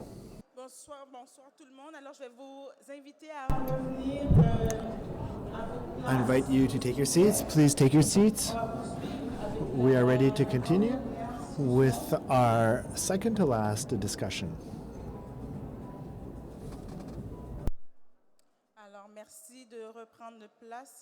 Thank you very much for taking your seats. We will proceed quickly because we are slightly behind our program. I apologize, but we will need to resume now. For those who have just joined, my name is Carla Beauvais. I am the Executive Director of the Dynasty Foundation. Our next discussion will have to do with the justice strategy for Blacks in Canada. We will be holding this in an interview format with two speakers. First of all, we will have Fernando Belton, Executive Director of Clinique Saint-Michel. He's supervising lawyer of the racial profiling branch. He's also member of our strategy. So welcome, Fernando. Please have a seat. And we'll have Tamara Termidis, distinguished lawyer, Bolton Senior Fellow at the Faculty of Law of McGill University. Tamara has negotiated the terms of the Truth and Reconciliation Commission of Canada. Welcome, Tamara.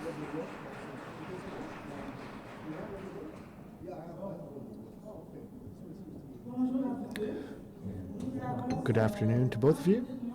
We have less than 30 minutes to address a very sensitive issue. I'll start with Fernando. You have been part of the steering committee for our Canada's Black Justice Strategy. Can you start by explaining what the Canada's Black Strategy Justice is and how it started?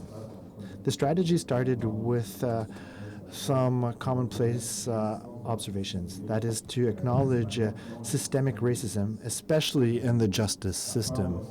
It started from the fact that there's a disproportionate rate of black individuals in the justice system. We have to start addressing the issue before youth and adults enter the system, and we also have to deal with the aftermath, with everything that happens as of parole. I don't speak often with notes, but in this case I did bring my notes because there's a lot of things to unpack. I don't want to cover all the recommendations that we made, but the black population in the justice system is twice as high as its weight in the overall population. So there's this disproportional rate. So we want to first acknowledge this phenomenon, and then we want to bring practical solutions by 2050 to eradicate this issue. This is a strategy that will be implemented in 3 periods. There are short, mid, and long-term elements that were developed under the strategy. We'll get back to that when we look at the recommendations and the various pillars of the strategy. I'd like to know who's steering the strategy, who's part of the steering committee. I believe these people have the right credibility, but could you share with us who's part of the group? We were 9 individuals that made up the steering committee. We were selected across Canada. Only African descendant individuals that had experience from the field working with black populations. I was with Suzanne Tafo, and we were appointed by the Ministry of Justice to represent Quebec. Joining us, there were 7 other individuals from across Canada with diverse backgrounds, but with common elements. There were some lawyers, but not only lawyers. There were a lot of people that have worked in black right advocacy. They are also people that also spoke in front of different justice systems. So we were 7 people with a law background and 2 authors. So we wanted to feed the work of the authors. We did this through meetings and in-depth discussions that went on for about a year and a half. All of our recommendations were considered by the authors who drafted a report, and the authors are also members of the steering committee behind the strategy. You also consulted community groups that took part in meetings and shared with you recommendations. They also provided feedback from the communities. So it wasn't only 9 individuals that made up the steering committee, but also community representatives. That was very important. We'll have the opportunity to assess the impact of our strategy. It's a step in the right direction. It's far from perfect. It's a great initiative, but as for any report, there are some gaps. But the premise was very good.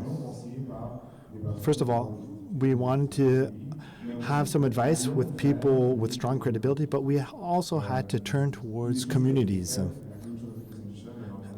Our legal clinic, Clinique Juridique Saint-Michel, that I founded and that I co-manage, was selected by the Ministry of Justice to carry out consultations across Canada, or across Quebec, I should say.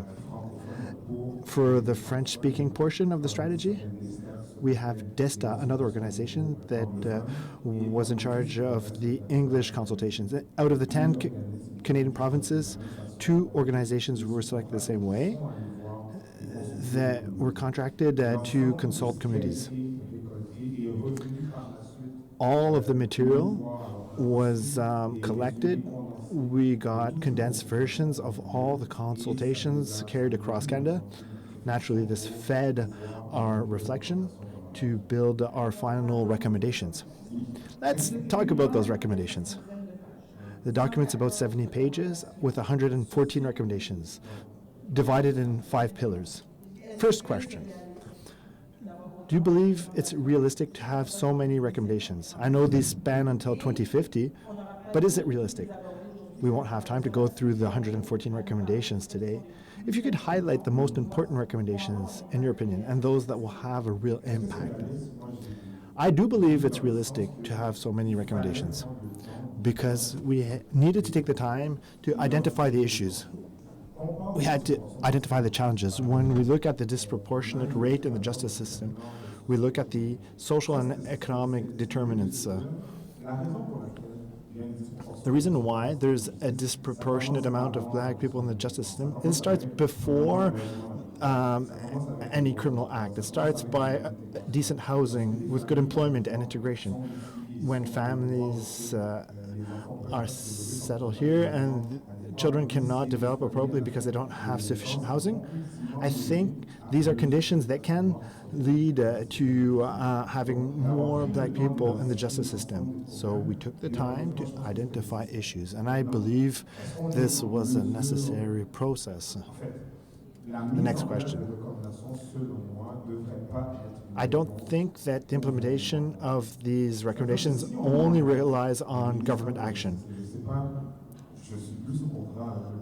I'm no longer under contract with the Ministry of Justice, so maybe I'll recover my freedom of speech on this topic. But if we leave it up to the Ministry of Justice to implement the recommendations, we will depend on the whims of the current government and what the government finds important in the recommendations. I think we should act differently, a little bit like what we did with the 3737 group, when we want to implement a system to fund various organizations. In other words, we have 30-party organizations that could obtain funding from the federal government that are contracted, and they can share or divide among each other the different recommendations to oversee the implementation of some recommendations. So one responsibility falls on the government, and it also falls on the responsibility of community organizations. Now I'll repeat my second question. What recommendations should we prioritize? Let's look at evidence. We are not familiar with our justice system. We don't know who enters and exits the justice system. We don't have the data on this. The federal government does collect some data, but the strategy has to be implemented in collaboration with the municipal and provincial governments. This is a very important recommendation, I believe. That is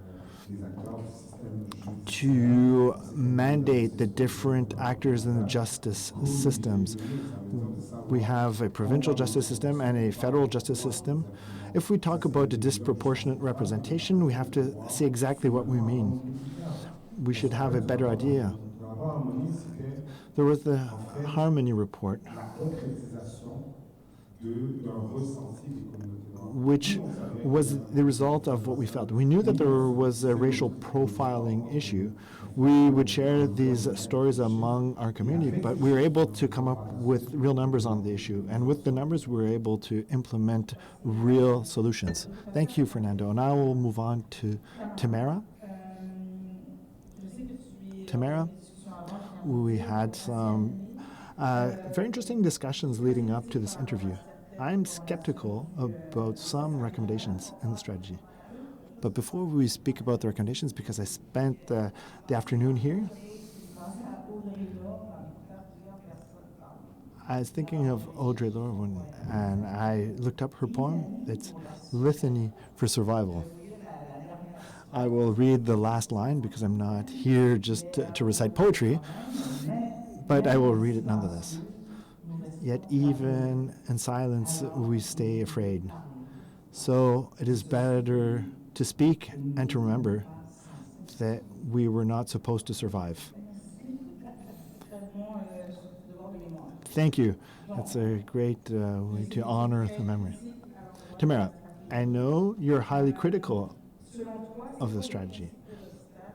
What are the main challenges in implementing the recommendations that the steering committee came up with? I agree with Fernando that we have to focus on determinants because racialized and black people are not criminals. I think it's a combination of social factors that lead people to criminal behaviors.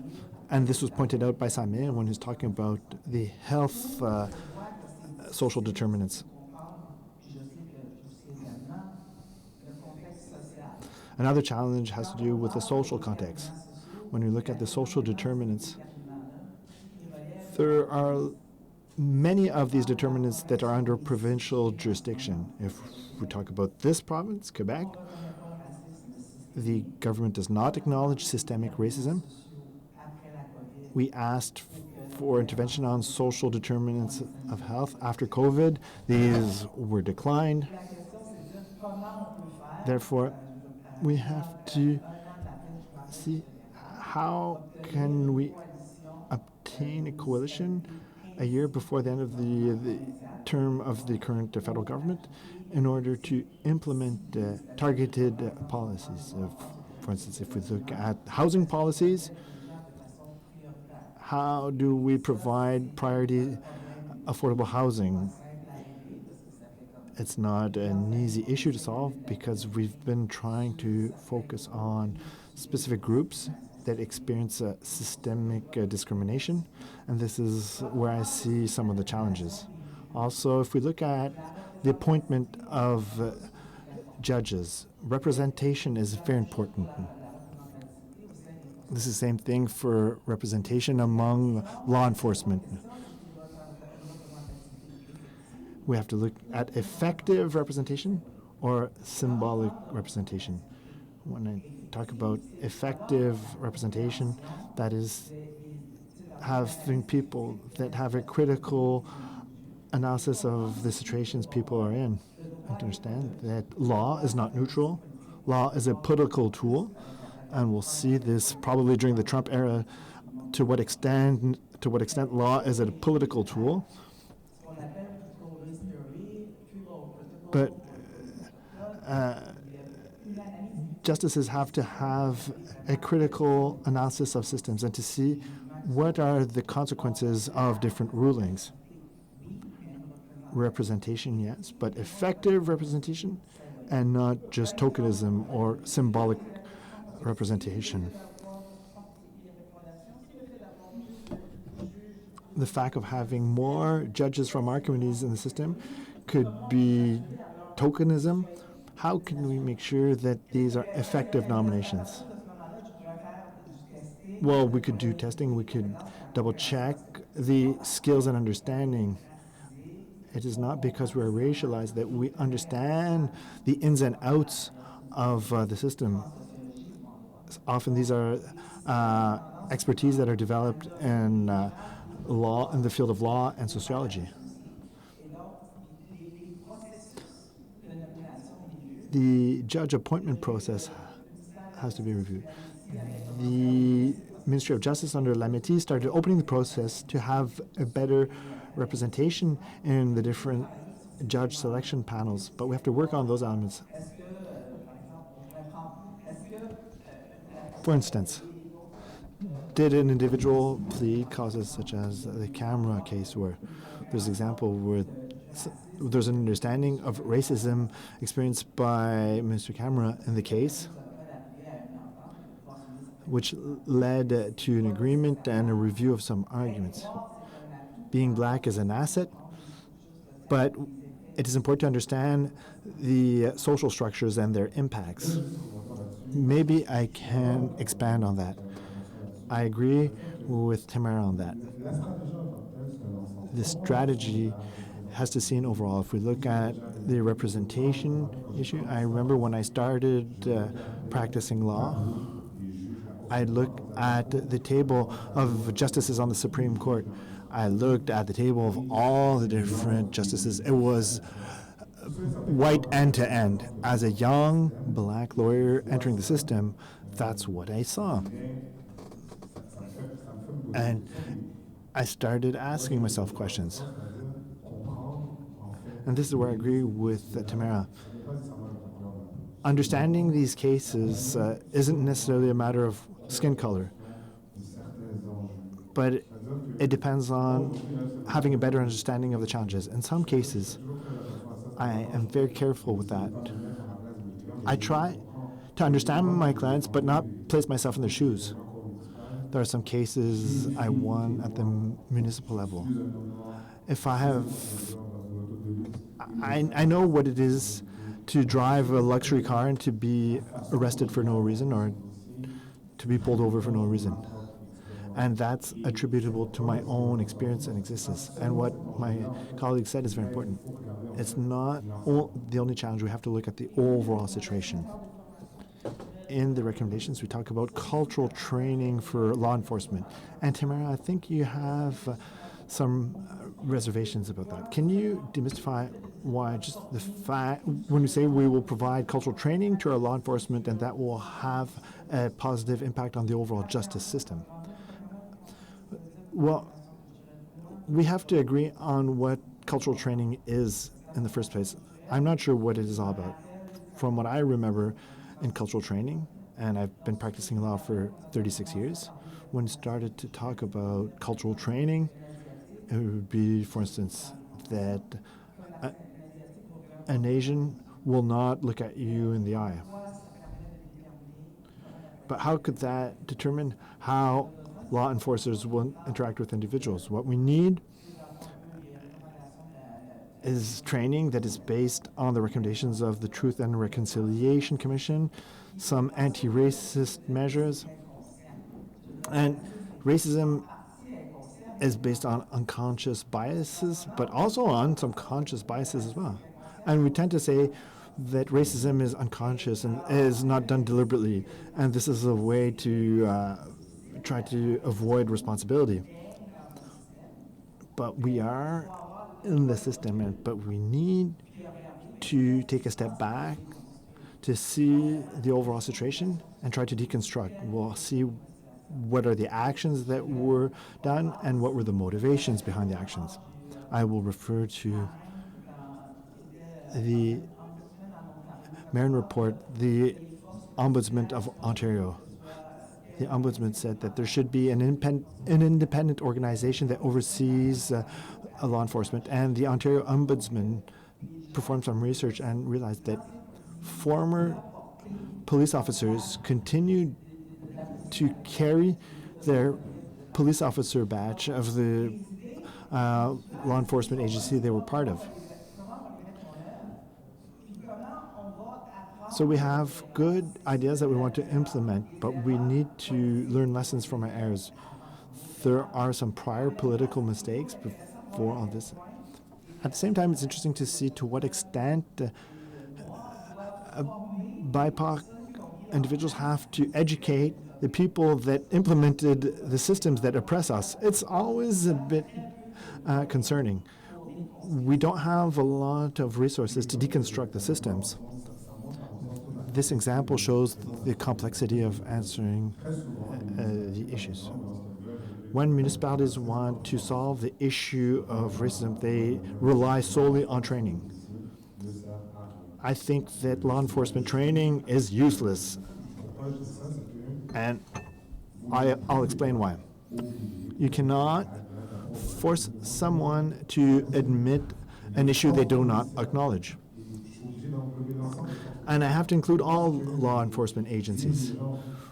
When the managers accept the process of racial profiling, Police officers don't necessarily buy in all the different trials that I'm involved in, because I ask systematically police officers if they followed training. They say yes. I say, was it useful? They say no. And that's why I come to the conclusion that it's useless. We have to look at the broader issue. There's Fadi Daguerre in Longueuil that tried to implement mandatory training. And Fadi Daguerre, the current leader of the Montreal Police Department, he knew that the new law enforcers have these ideas. We have embedded racism. When a young graduates from the police academy, they want to catch the bad guys that are always portrayed as the people that are of color. This is a bit the color of justice that we see in the media, in our narratives. This is what builds our biases. Sometimes we have adverse reactions to things, and we have to control ourselves because we're contaminated by our surroundings.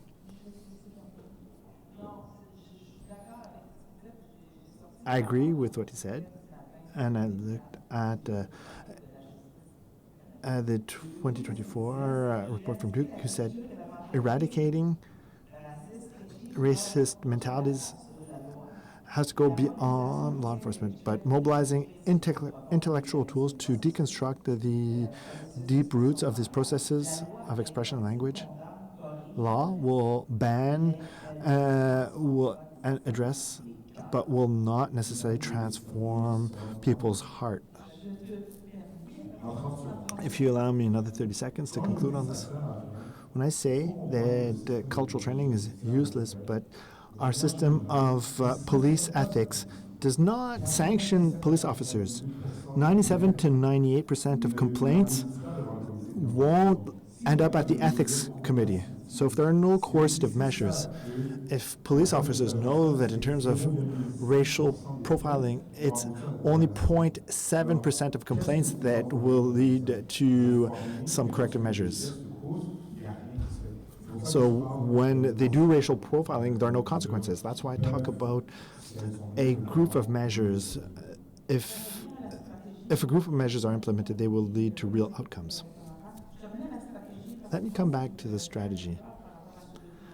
I have some concerns about this document because there were other documents on black anti-racism, and most of them were left on the shelves. What do you want to do as steering committee? I know that you're no longer under contract with the Ministry of Justice, but what will you do to make sure that this report isn't just shelved, to change things down the road? As a member of the steering committee, I think that the answer is nothing. Our role is to develop the strategies, but you see the issue that we're faced with. The strategy is based on the political intention of a government and a minister. If the minister Lametti wasn't interested in these issues, the report, this committee would have never been struck. This is one thing we claimed to the Ministry of Justice.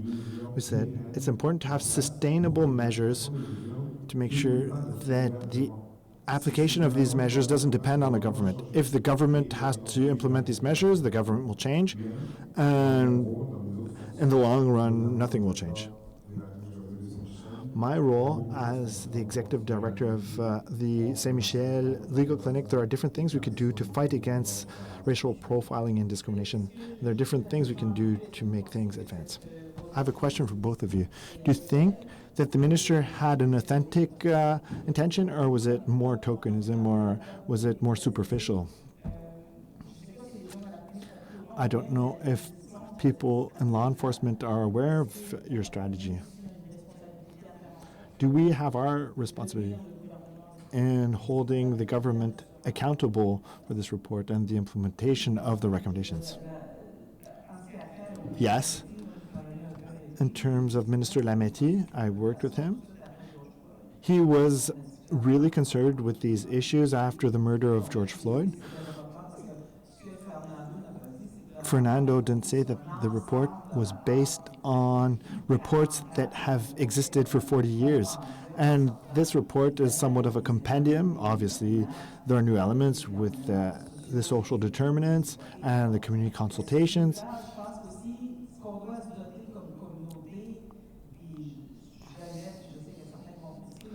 I'll put this out. Some people might be critical of this, but I think some groups can lobby for us. We have to have a voice in the media when things go wrong.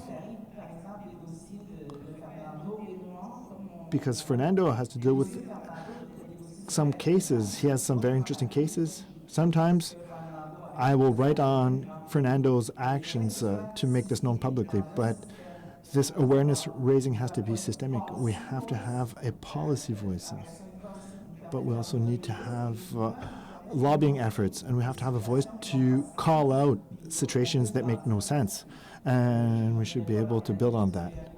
I won't name a specific organization because some might be critical of this, but the idea is to have one voice that is not carried by only individuals, but a voice that can continue following in the path that was traced by this report and by other reports. What are the priorities to fight against biases in our legal system? I know it's not an easy answer. Well, first of all, we have to name the problem. We have to accept and acknowledge that there's systemic racism, and we need data. Our society relies on data. If I share my story, it will become one individual story, whereas my story is not just anecdotal. My narrative is valuable, but if I have data to back this, if other people share my story, then my story has more meaning. Fernando pointed this out earlier when he stated the statistics on the number of ethics complaints that are processed. It's very astonishing.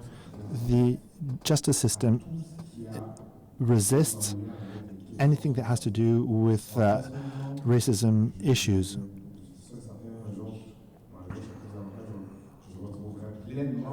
When I no longer practice law, I will recover my full freedom of speech. I've gone to courtrooms. I've announced what I was ready to argue. I remember the names and the faces of different justices, and there's not one case that I pleaded in which I started double or questioning my work. I've won my cases. However, these are long-term efforts. There's no funding to defend these cases. These cases are often carried out pro bono. We have to fight for the cause. I do a lot of training in academic institutions, and I think this issue has to be carried globally because one individual or one organization cannot carry out this work alone. And I think that having a policy voice, as Tamara said, is extremely important. Thank you, both of you. That's all the time we had. I know it's a very interesting topic. We could have continued talking about it for another hour. I invite you to consult the document of the strategy. It's very commendable work. Thank you.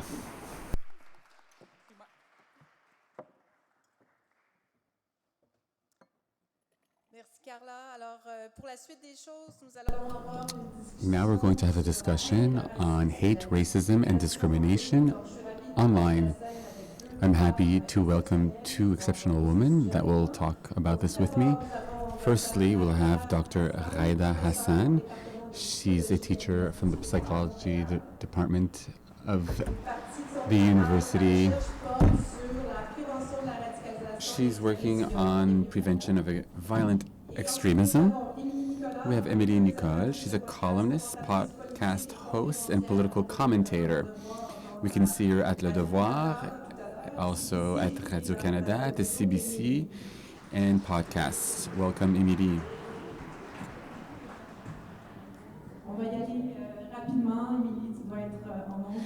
So we're going to be quick because you have to go on the radio very soon. Emily, let's begin with you. I'm going to allow myself to be more personal in the way I address you. So when we prepared this panel, we're talking about online hate and discrimination online, of course. Let's remember something important that we often forget when we think about hate speech, something we see in Twitter and Facebook. Obviously, there is online hate. There are particular issues that are seen online. However, this is not a new issue that we're dealing with. I think a lot of lessons can be learned from former battles that were led on this topic previously. Hello. Hello, everyone. I'm happy to be here with you today. Yes, I believe it's useful to remind ourselves. Often when we discuss online hate, we think about social media and social platforms. However, in reality, I became to be more aware of this topic related to media violence when I was just a child, when I was in the suburbs of Quebec. Because in the suburbs of Quebec, it's a very unique environment when it comes to radio culture. And when in the Quebec suburb, we can feel, you don't have to be an adult to feel this, you can quickly understand that when certain radio hosts, commentators, pundits reunite and begin to denigrate a certain individual, this individual needs to worry about their safety at that moment. So where certain political columnists or radio hosts reunite in order to target a certain social group, this social group needs to worry about their security. And I believe when we start discussing this issue and the extreme failure of the CRTC, who has neglected any type of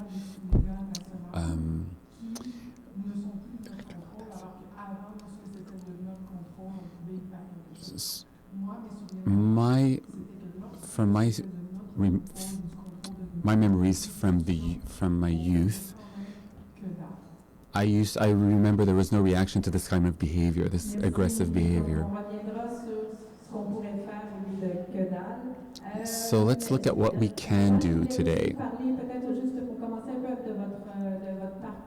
Let's talk about your professional history. You are a clinical psychologist. You are Lebanese of origin. Your childhood was marked by the Civil War. And before becoming a psychologist, you did so in order to better understand humanity. And you've been through discrimination before you arrived here in Canada to continue your PhD studies. What is your experience with hate speech? There are certain personal elements that motivate hate speech. I think misinformation plays an important role. I think dehumanization, these types of discourse, I will cite Gilles Bibot. Amal has mentioned this also clearly. Words that are used in the public space, narratives that are created in regards of certain groups. When we talk about the genocide in Rwanda, the radio stations played an important role in this genocide. This is not a new aspect. It's a social networks could be a catalyzing event, a catalyzer. So often looking at dehumanization, we also see a lot of silencing.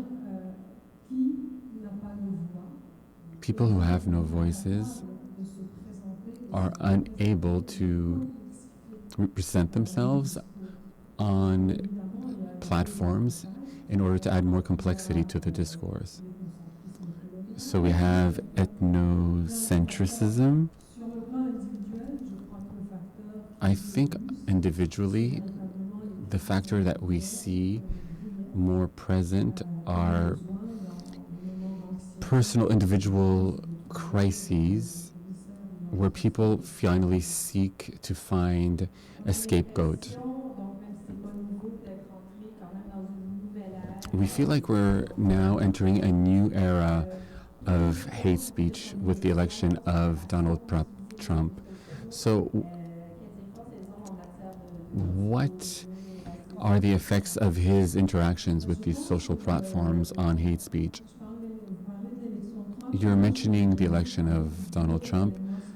I would like to talk about the Elon Musk and Trump duo. I think in front of us what we see now is an eloquent demonstration of the power of social media. Today we have a technology. Today everyone carries a cell phone. And where we are reached in our most intimate moments, and often when we're the most vulnerable. So when we're the most available to be influenced, so we cannot reduce the catalyst aspect of social media. Our massive exposure to content, online content, can be overwhelming and impossible to manage. And this overexposure is reducing and degrading our critical thinking.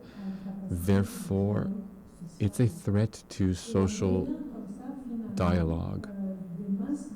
Therefore, we become massive numbers of people who are unable to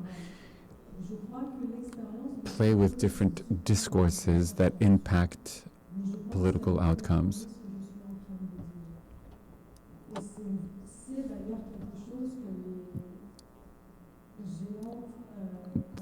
Also, I feel like these are types of experiments that many large companies will do on social media in order to analyze the consequence of content on our behavior.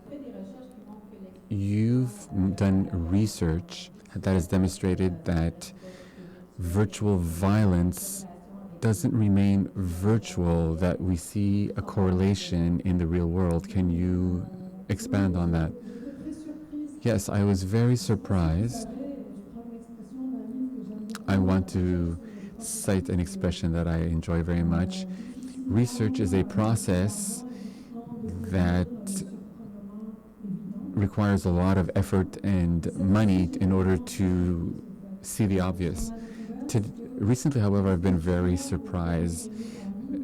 What I've discovered recently is exposure on hate speech online is associated to an increase of its diffusion, and it creates depressive symptoms in people, as well as creating a correlation in real life hateful actions.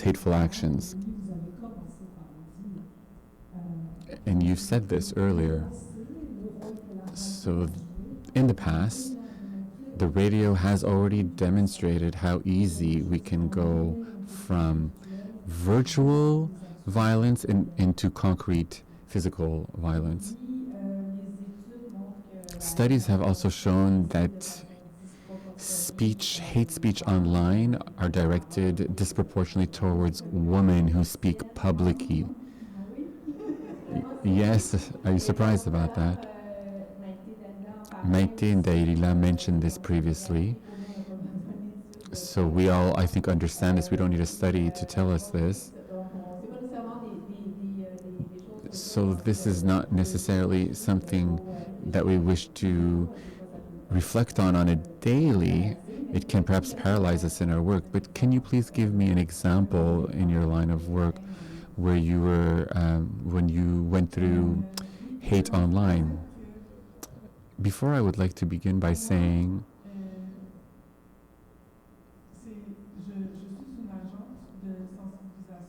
I am somebody who raises awareness in those who manage comments in Le Devoir.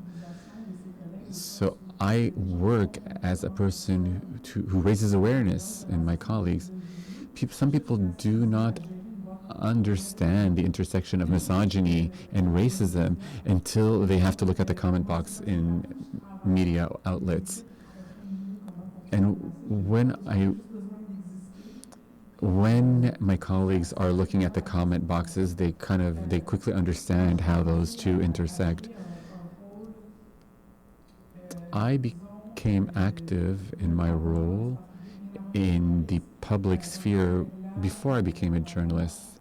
I think of Awada earlier. One of the first things I've done in the public field is I led the fight for the Civil Rights Charter. So the same platform that targeted Dalida and other people targeted other people such as myself. Therefore, it's been about 10 years now where there are right-wing groups are very much upset about my existence. In 2016, I co-organized a campaign that sought to mobilize people who sought to address systemic racism within Quebec. And there's a picture of us in the La Presse archives with Will Prosper and Arun Boisy. And this really disturbed a lot of people, bothered a lot of people who finally who remember things, such as people as Arun Boisy and Alain Prosper, who still to this day discuss what happened in 2016, but will not admit to doing so publicly. So when we start talking about intersectional feminism, we bother people. If we exist within the media landscape as guests, only when we see a controversy, what this leads to is once we Google you, we see you only as somebody who kind of exists when things get to a very extreme situation.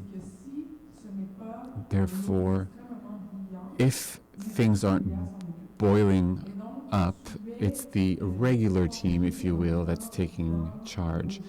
Therefore, we are always trained in moments of extreme tension, which results in a lot of hateful comments. However, if you manage yourself in these environments, you build a strong shell. However, people only see you as somebody who discusses these kind of intense subjects. However, now I'm invited more and more to discuss more regular events, if you will. However, now when I'm asked to interject in situations that become extreme, the perception of me has modified. I'm viewed as a more normal person, if you will. Therefore, if you're only invited to shows in order to discuss polarizing subject, this endangers us. Therefore, it takes many years after that in order to remove yourself from this dangerous situation. So we are not only here to talk about Black issues during extreme situations.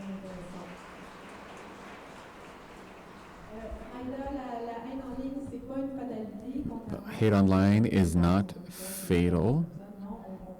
There's something we can do about it. The government can act. So we have a bill, Bill C-63. Where is this bill going? What must be watching for? It's running late. It's not the resolution to everything.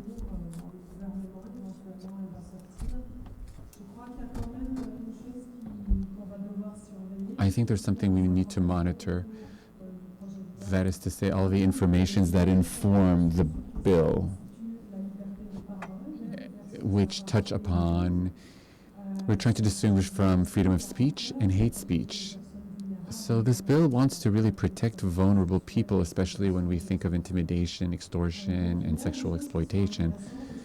There's a lot of interesting things that this bill is trying to address. It's addressing three levels. It wishes to protect vulnerable people. It wishes to create prevention, where we can strengthen the capacity of communities in their reaction, and to play on communication.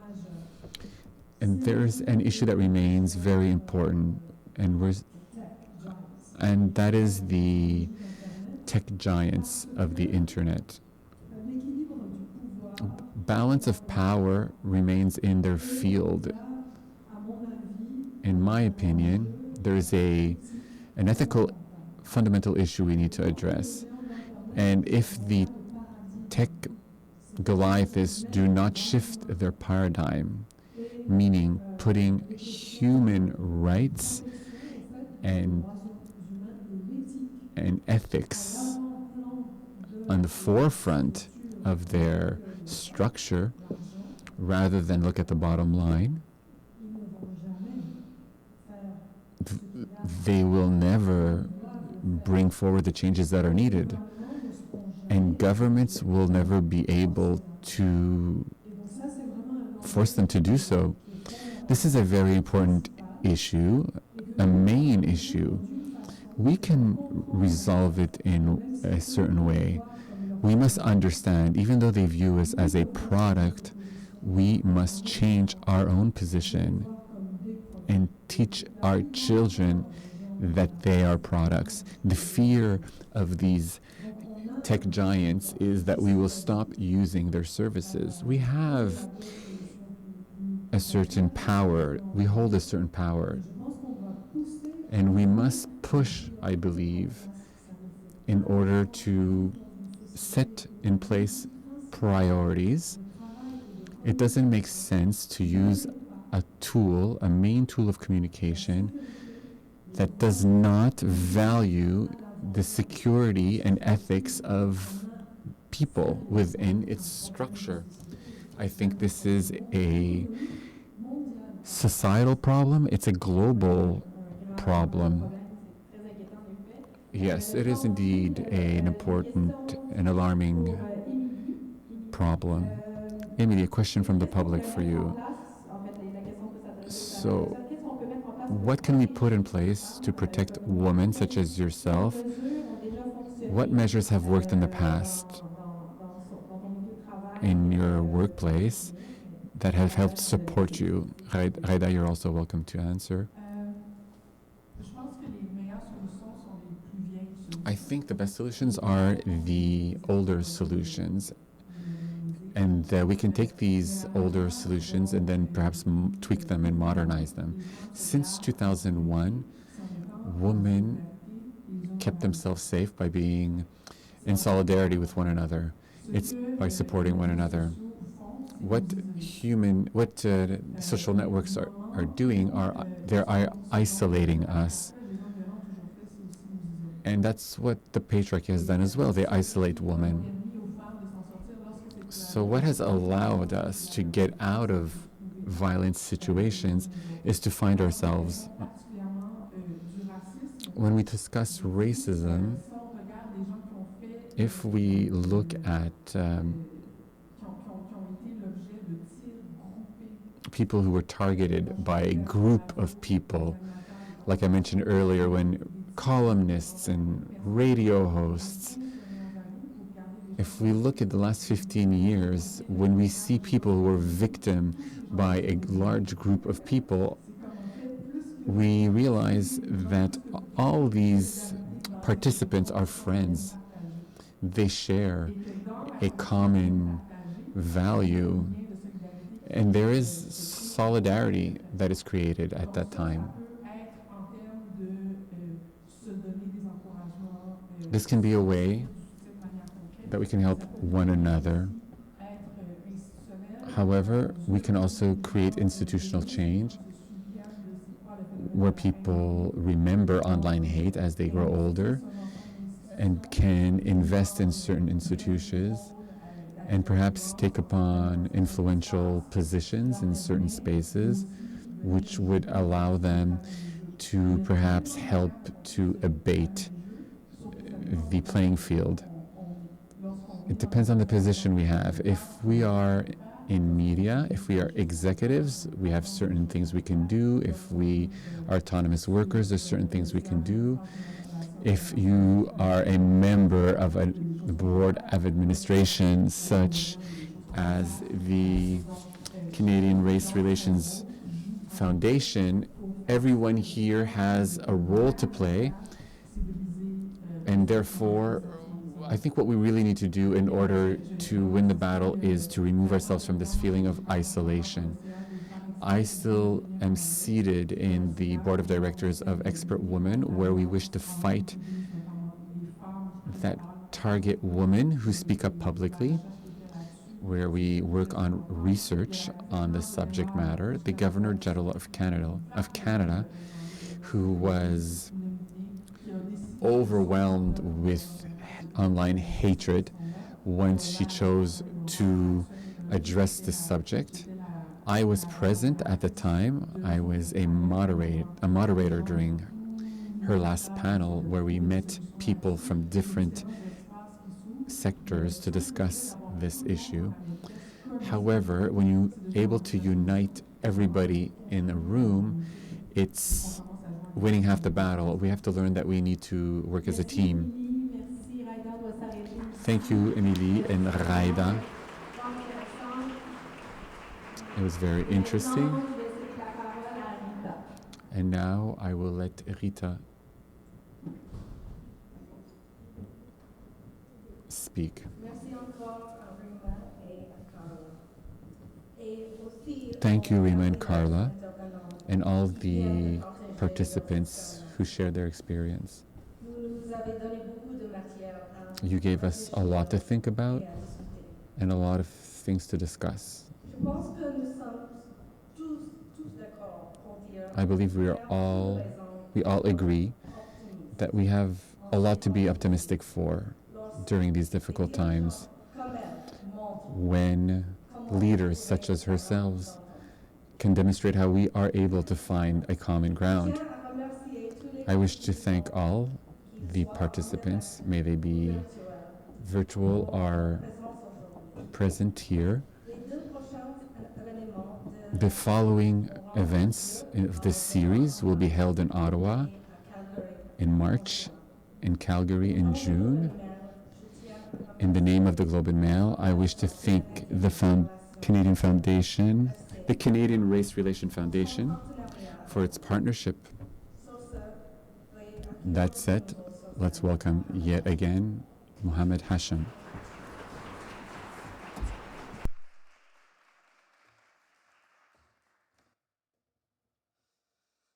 So I'm the last person before you get to have some refreshments. So thank you very much for being here.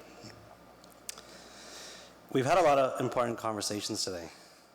And I'm going to just take a couple of minutes to reflect, because honestly, if I were to go by panel, we would be here till tomorrow, and no one wants to hear that.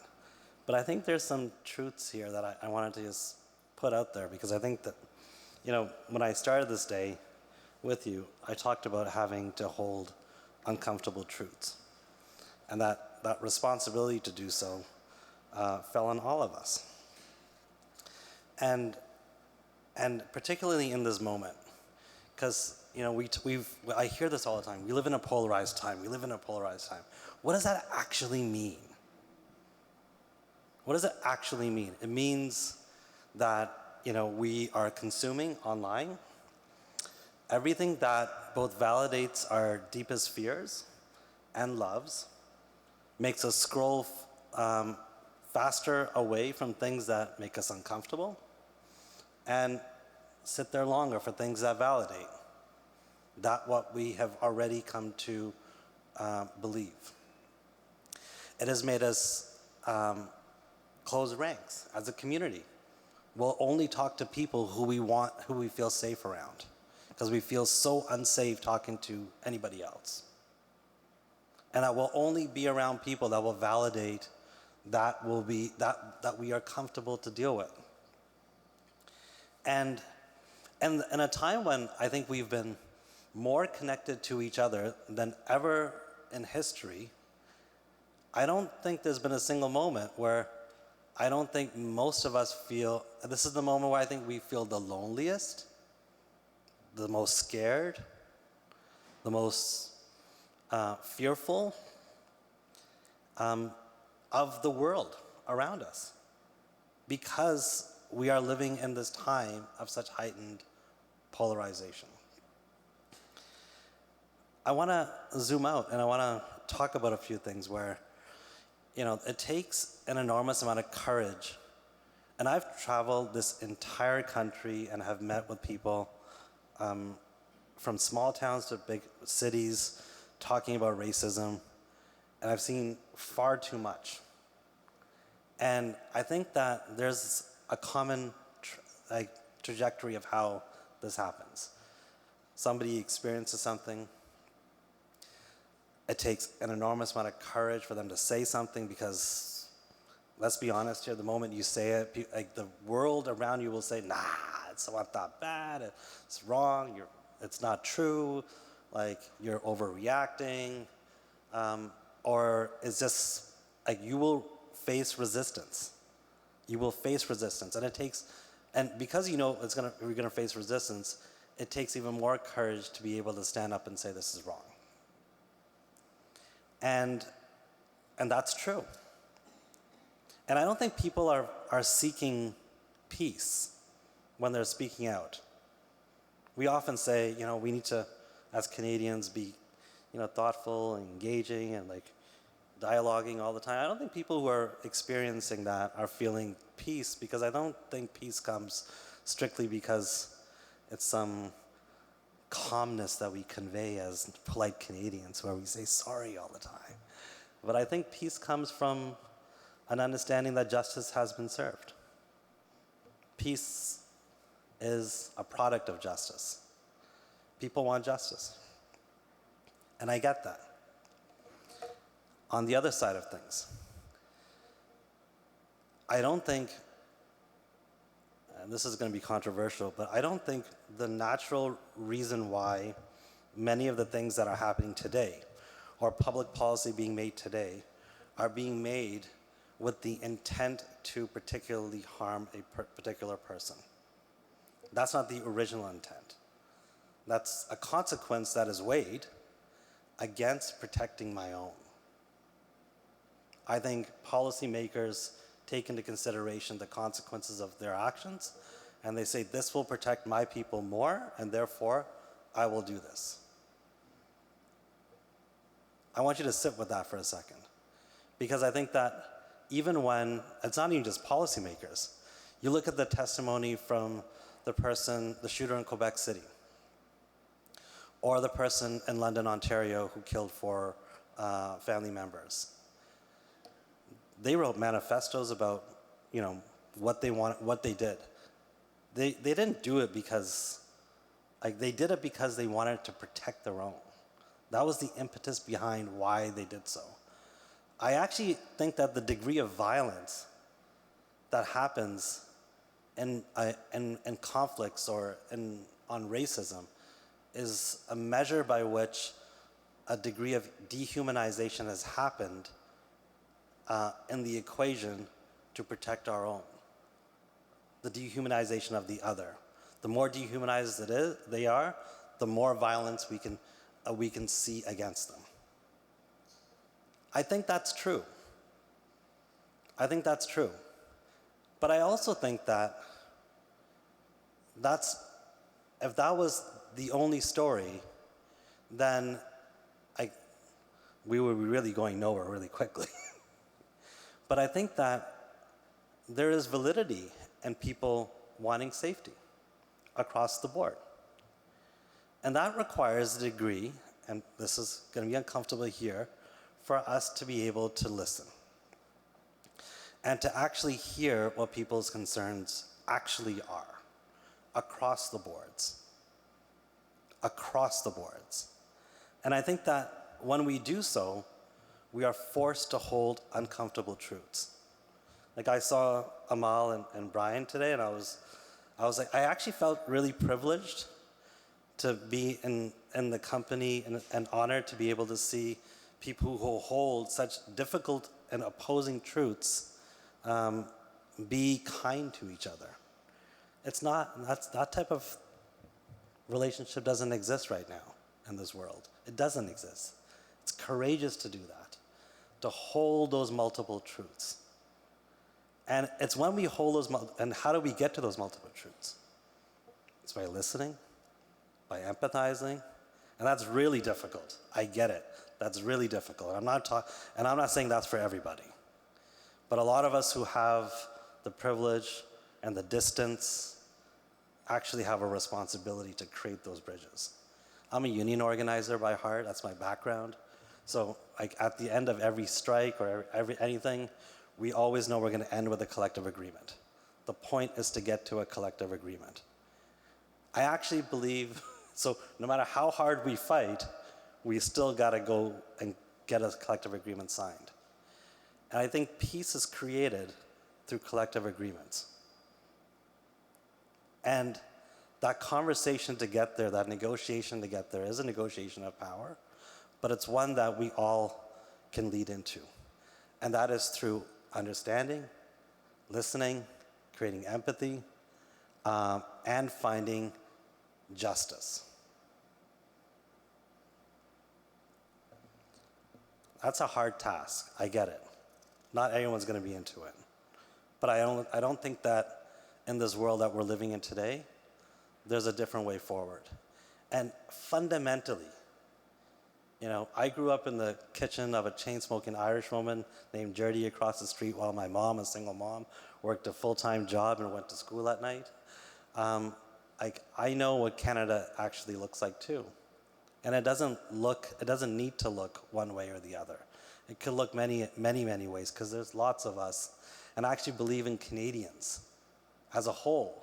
I do. I firmly believe us as Canadians as a whole want to get there. We've denied residential schools. We've denied the mass graves outside of residential schools. But we've come to learn these things to be true as well. Have we done enough? No. Are we far enough? No. But do I inherently believe that we feel a responsibility to do more? Yes. Does that go up and down based on time and political opportunity of the day? Yes. But it's our job to make sure that those fires are always lit, that conversation is always ongoing, and that responsibility never fades. And that's what I want to invite you to be in relationship with us about. The Canadian Race Relations Foundation is a federal crown corporation. We're an instrument of the government of Canada. And our job is to perpetually have this conversation, to make sure that we bear those responsibilities time immemorial. And I'll stop there. But I want to thank a bunch of people. So I thank you for putting up with that, but there are a number of speakers and panelists who did incredible work today. Let's please give them a round of applause because it was very courageous.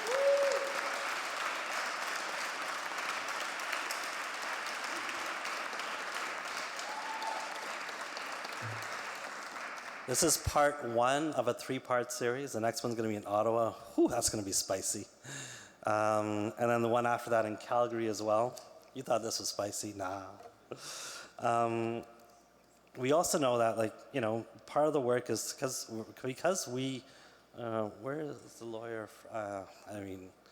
Some people have freedom of speech, some don't. As a federal crown corporation, we are fairly limited in the way we do things. But we want to be in partnership with those who can bring those lights, those truths to bear. We have a national anti-racism fund, which gives out about $2 million per year, $3 million per year. In the last 4 years, we've distributed $11 million to 664 organizations across this country. And we're super proud of all the different partners that we've been able to support and work with. And so I want you to be engaged with us. Find your local representatives, because there's lots of us. Our entire board is here, but also we have staff from across the country. And pitch us an idea. Shannon is here, Neil's here. Where are they? Shannon, put your hand up. He actually has the money in the house. He doesn't like it when I say that, though. But we want to know solutions. Part of it is, obviously raising awareness, but because we are so within the institutions that we live in, our main focus is on public policy. We want to make sure public policy is advancing, because not a lot of people in this country, a lot of people are bringing voice to issues, but organized, consistent public policy approaches is the wheelhouse that we like to live in, because that's where we feel we can have the deepest amount of impact. I want to shout out Neil, Nargis, Lila, Andrea, Uswa, Arslan, Elaine, Jesse, Zahra, Sydney, Jamal, Jane, and of course Aswati, who are our team members who brought this thing together. So let's give them a big round of applause.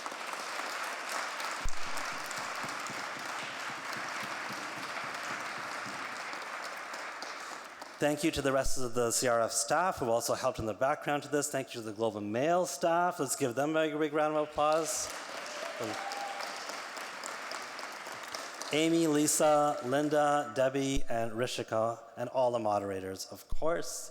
I also have to thank, as a good federal crown corporation, the Government of Canada for their generous sponsorship for not only our existence, we are an active parliament, but also for their financial contribution to this. And the Chagnon Foundation, our Quebec sponsor for the event. Let's give them a round of applause as well. Thank you.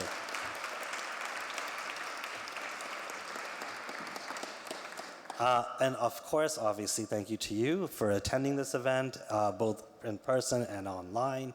There's at least 1,000 people still online at this point, so it's been a phenomenal amount of attendance.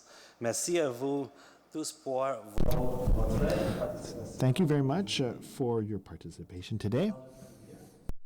Your guidance today has been extremely appreciated.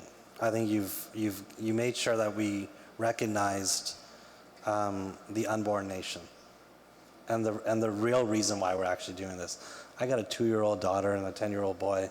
The 2-year-old daughter is, mine. And I think about her all the time. And when you said those words, to me, it really resonated in terms of what my responsibility felt like. We have a couple of gifts for you, which are here, and maybe I'll give them to you, and then we'll turn it over to you to close the day, if that's okay. Thank you so much.